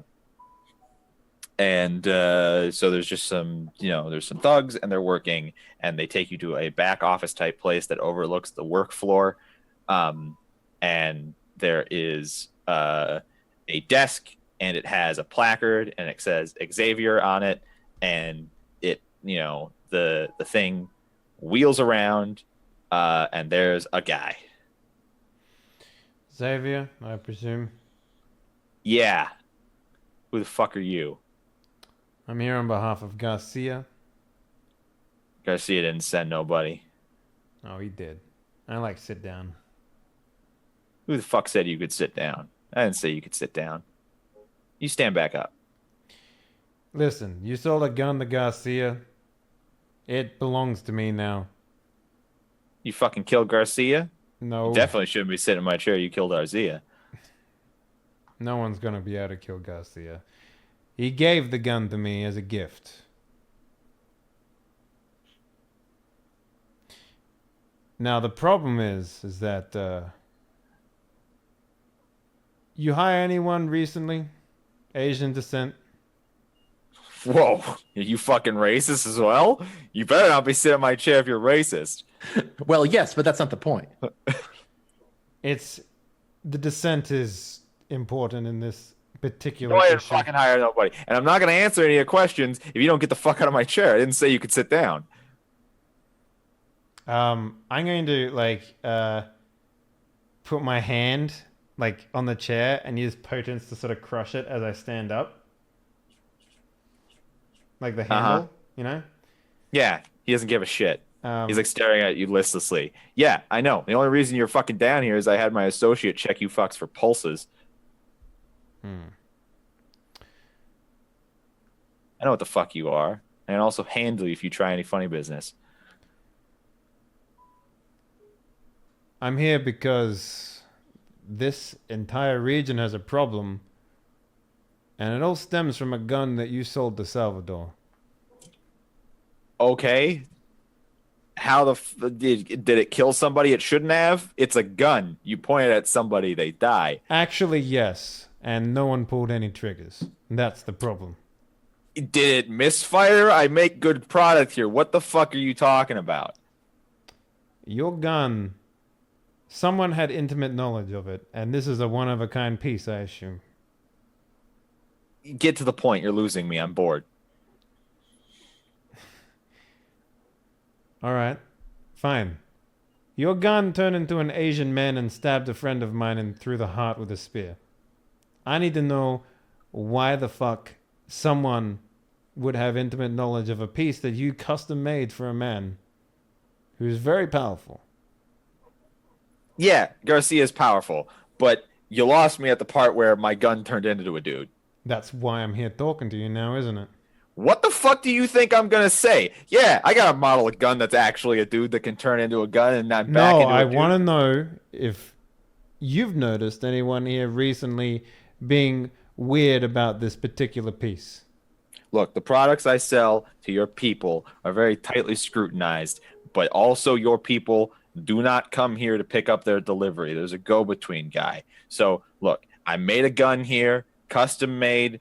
The rounds are custom made. You can only resupply with me. I wouldn't fucking sabotage that. I wouldn't not make a good piece. If there was anybody in this entire thing who had infiltrated my business, they'd be picking us apart. They'd have turned us into the feds, or they'd be exploiting us, blackmailing us for free arms. It wouldn't have just happened I don't even know what the fuck you're talking about. How long does someone need alone with a gun to turn into it? Well, 2 seconds? that's 20 hours? What do you... Like, what do you expect me to say? You're fucking a magic man who did some magic fucking shit. I made you a normal human gun that can kill magic people. That's what I did. I just need to know about this delivery boy. If you say that your people are vetted and they're good, then that's fine by me. It's Garcia's boy. He sends his boy. He sends his guy. His guy comes, secret code. Is it the same guy? It's been the same guy for a while. It's not always been the same guy. What's his name? I don't fucking know his name. Draw me a picture. You fucking ask Garcia what the guy's name is. It's his guy. And this knock. Is it very hard? Why the fuck? I'm not going to give you the secret fucking knock. I don't need to know the knock. I need to know if it's something that could be easily memorized. Yeah, you can fight. Of course, it'd be pointless if it some fucking this guy. He comes, he makes a delivery. He picks up a delivery once a blue moon. Like, how often does Garcia need guns? Right? Like, this is a special favor. He calls it in. We've given him most of the guns he needs over time. He's got a special order, a special delivery that he has sent out in the middle of fucking night. It happens almost never. So it's not going to be some fucking 1812 overture that this guy needs to remember for the in between the 2 6 months periods when he's going to come make a delivery. What the fuck are you thinking, man? What are you trying to get at? I'm trying to work out where the fuck a fucking Asian man managed to steal a look at a gun that you made custom for a man in order to turn into it so that he could infiltrate our business and do whatever he needed to do. Look, how good of a look did you get at the gun that was secretly a guy? I had it with me for a day and a half. Yeah, but how often were you looking at it? You kind of guy is just like, oh yeah, fuck, look at this big new gun I got. Oh yeah, I'm polishing it. Did you polish this guy when he was secretly your gun? No. Is that why you're so upset? No, I'm upset because he killed a man that I happen to be friends with. Well, I'm sorry. My condolences. Look, it sounds like you don't even fucking know how it happened. So how am I supposed to know? I just need to know who's seen it. I need to shorten my list of people. Look, the number of people in this building that know about your fucking magic people is 2 or 3. I'm one of them. When Garcia calls for a gun that can kill the magic men, I make it. So I saw the gun, the delivery boy had the gun in a box, and Garcia saw the gun. All right. One final question, and I need you not to think about this too much. Have you noticed anything here that might be heavier than usual? Say like a box of tools or whatever? No.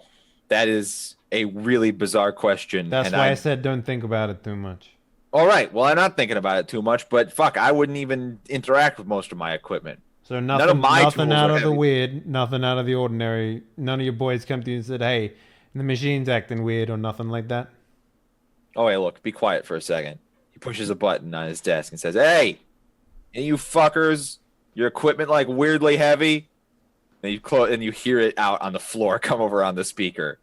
And it's like, there's a pause, and he's like, he presses the button again. It's like, I'm fucking serious. You raise your hand if one of your equipment is weirdly heavy.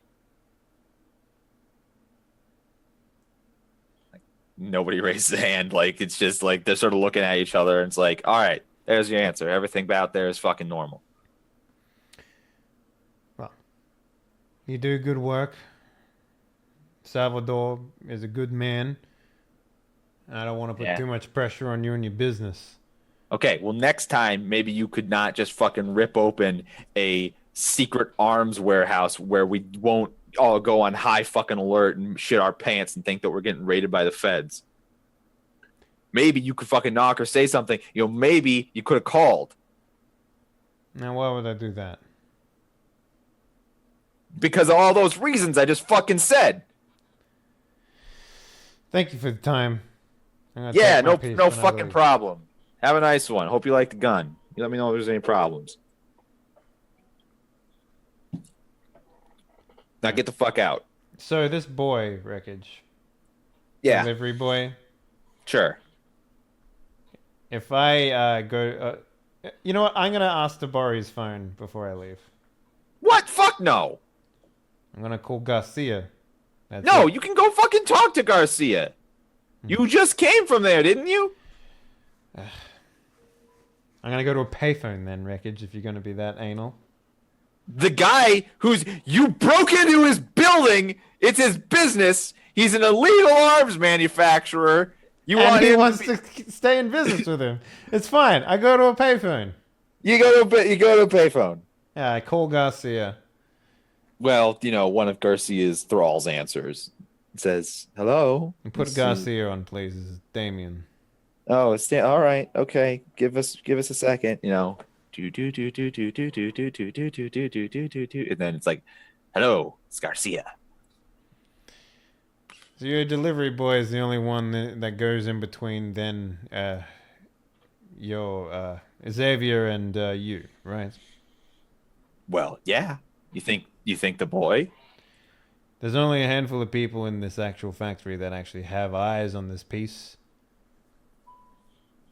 I mean, the box was sealed when it came back to me. It was a case. It had a lock on it. I knew the combination. He did.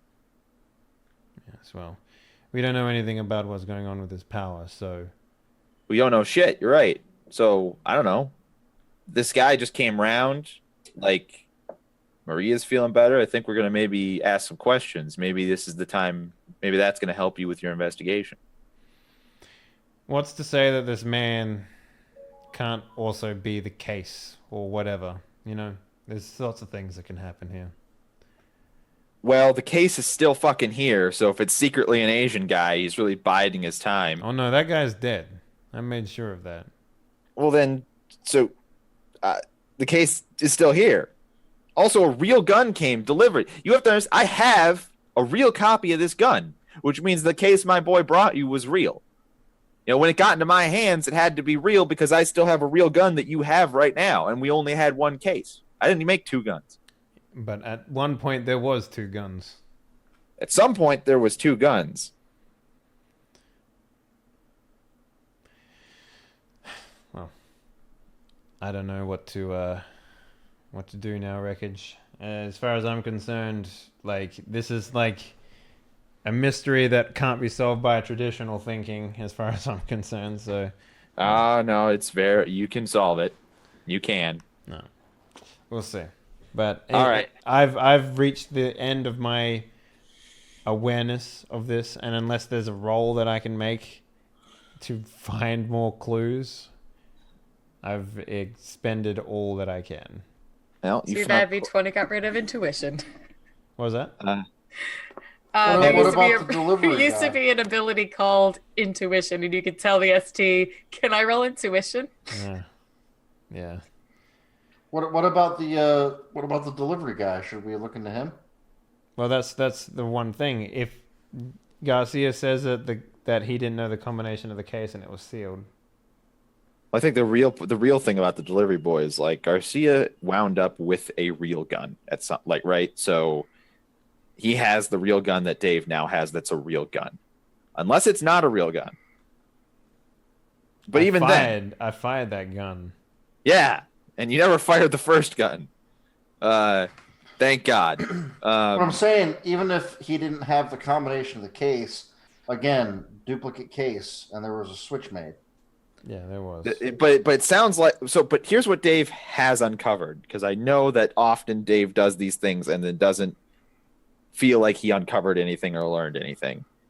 Dave has narrowed it down and proven beyond a shadow of a doubt, unless every single person involved is lying, that the switch happened the night of. Mm-hmm. Because every other piece of information that he's followed up on has proven that the gun was real, that was delivered to Garcia, and that the gun he was handed then at that point, it's like Garcia had. Well, who was in the war room when we were setting up? All of those barons who are now under suspicion were there. McNeil, Don Salvador, all of you, Amethyst, and a couple other volunteers who went on the mission that night. But they didn't find anything, so they didn't come back the second night and find out about the secret meeting. So there were other volunteers who went out the first night to help, and they were there in the war room that first night. But they didn't find anything. They didn't do a clandestine meeting. They didn't learn anything about that. Only the barons knew about that. See, I mean, like, this sort of clue is sort of weird to me because it's a clue, obviously. But when I think about like what it actually potentially means, it means that the pool of suspects is infinitely larger than what it was before. And who's to say that these mortals that do these guns aren't, doing it for literally our enemies as well, right? There's no reason why they shouldn't, and there's no reason why this man would tell the truth if he had anyways. So it's for me, it's sort of like a dead end, right? It's not something that I should be concerning myself with because I mean, you can roll charisma empathy to see if you think someone's telling the truth. I mean,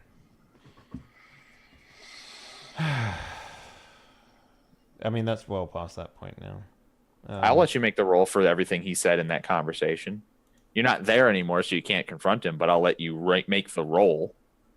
Difficulty 6? Yeah. And if you get successes and he's lying, I'll tell you that it sounded like he was lying. He wasn't lying. Yeah, that's what I thought. Yeah, he's telling the truth. It's I don't see where the point of entry is for this thing, right? Like that's the part that I'm missing, or I don't understand. The point of entry for Sam to get into all of this was, before the secret meeting or when I was on the rooftop with the gun. But then again, Garcia wouldn't have the gun if it was traded off at that point. So it had to happen sometime after the secret meeting, but Garcia has a real gun, and also you had a fake gun. So there are 2 guns, and they were either put there by someone clandestine or by somebody who was actually at the meeting. Like someone either snuck in completely and swapped in your guns, or someone at the meeting swapped the guns, or something like that. Mm-hmm. We will close out this episode here before we confront a man who has been turned into a vampire against his will. We finally get to learn his name. Yay!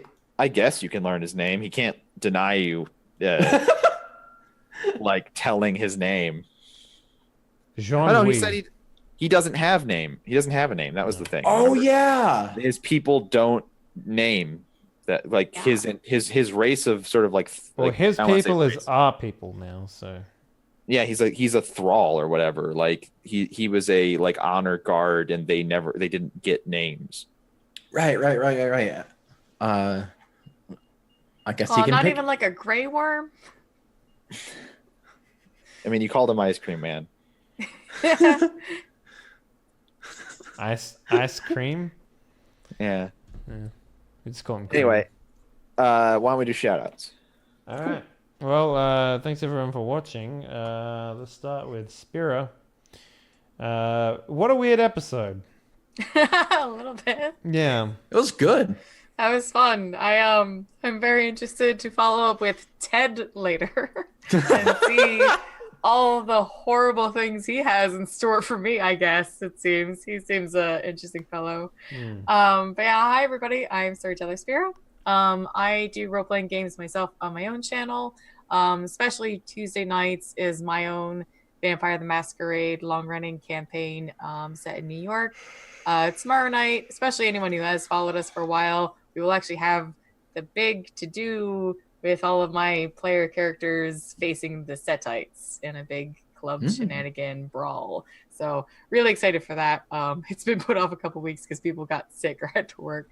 So I'm really excited to actually do this big episode. Other than that, I run a bunch of different games, usually Monday and Fridays, sometimes changes. Till after the holidays, it's probably going to be a mix of one-shots and different things. But after the holidays, we're planning on D&D and probably the Red Markets game I mentioned earlier, which is like a post-zombie apocalypse United States where it's focused on the runner types that have to like leave the settlements and get food and supplies, and kind of the drama they have to go through and things like that. It's a pretty cool game. It's very new, so we're actually just learning it now.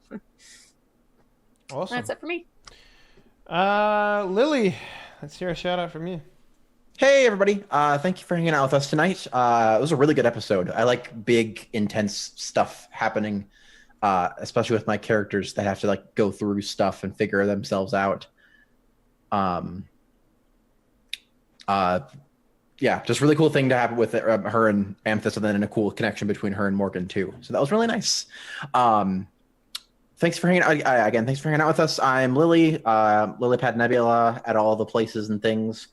Let's see. We have Longfall this week. Should be happening. That has a few episodes left, and then after that, we'll be doing some 5e. Probably other stuff that I don't have in the works yet, but I have ideas, but nothing set in. Not even Whetstone yet. So I'll probably have Set in Whetstone. Whetstone is just as solid as dry stone. like concrete, but like before you make it all hard. So wet concrete. Concrete's a stone. She's trying to say moist stone, boys. Right, exactly. Moist stone. Thank you. Right, that fixes it. That now makes sense. So we got that. I'll be trying to get some game stuff going on. Like I said at the beginning, I've been trying to make sure my computer can do stuff. And yeah, just great episode. Thanks again for hanging out, and hopefully we'll see you later. Right, done. Done. Bum, bum, bum. Yeah, thanks for hanging out, everybody, and watching. You can catch me here on Mondays and here on Thursdays. Hopefully, are we playing Thursday? Prylor might not be around. I don't know. We'll check in tonight or tomorrow or whatever. We'll find out soon. So. Yeah, that's the Shadowrun game. Mm-hmm. No, he will not be around. He's not coming back till the 9th. Well, I mean, Anyway, I'm here Mondays and Thursdays, and I know I keep saying it, but eventually I will be streaming again. Yay. Well, as long as you're saying it right, like at least you can feel guilty when you don't. Yeah. Well, it's better than doing it once and then just not doing it forever again, I guess. True that. But once I get my setup all set up, then I'll be back on the stream game. Sure. Last but not least, we have our storyteller for the session, and for all sessions, Dr. Wreckage. Hi, everybody. I'm Dr. Wreckage. I hope you enjoyed this evening's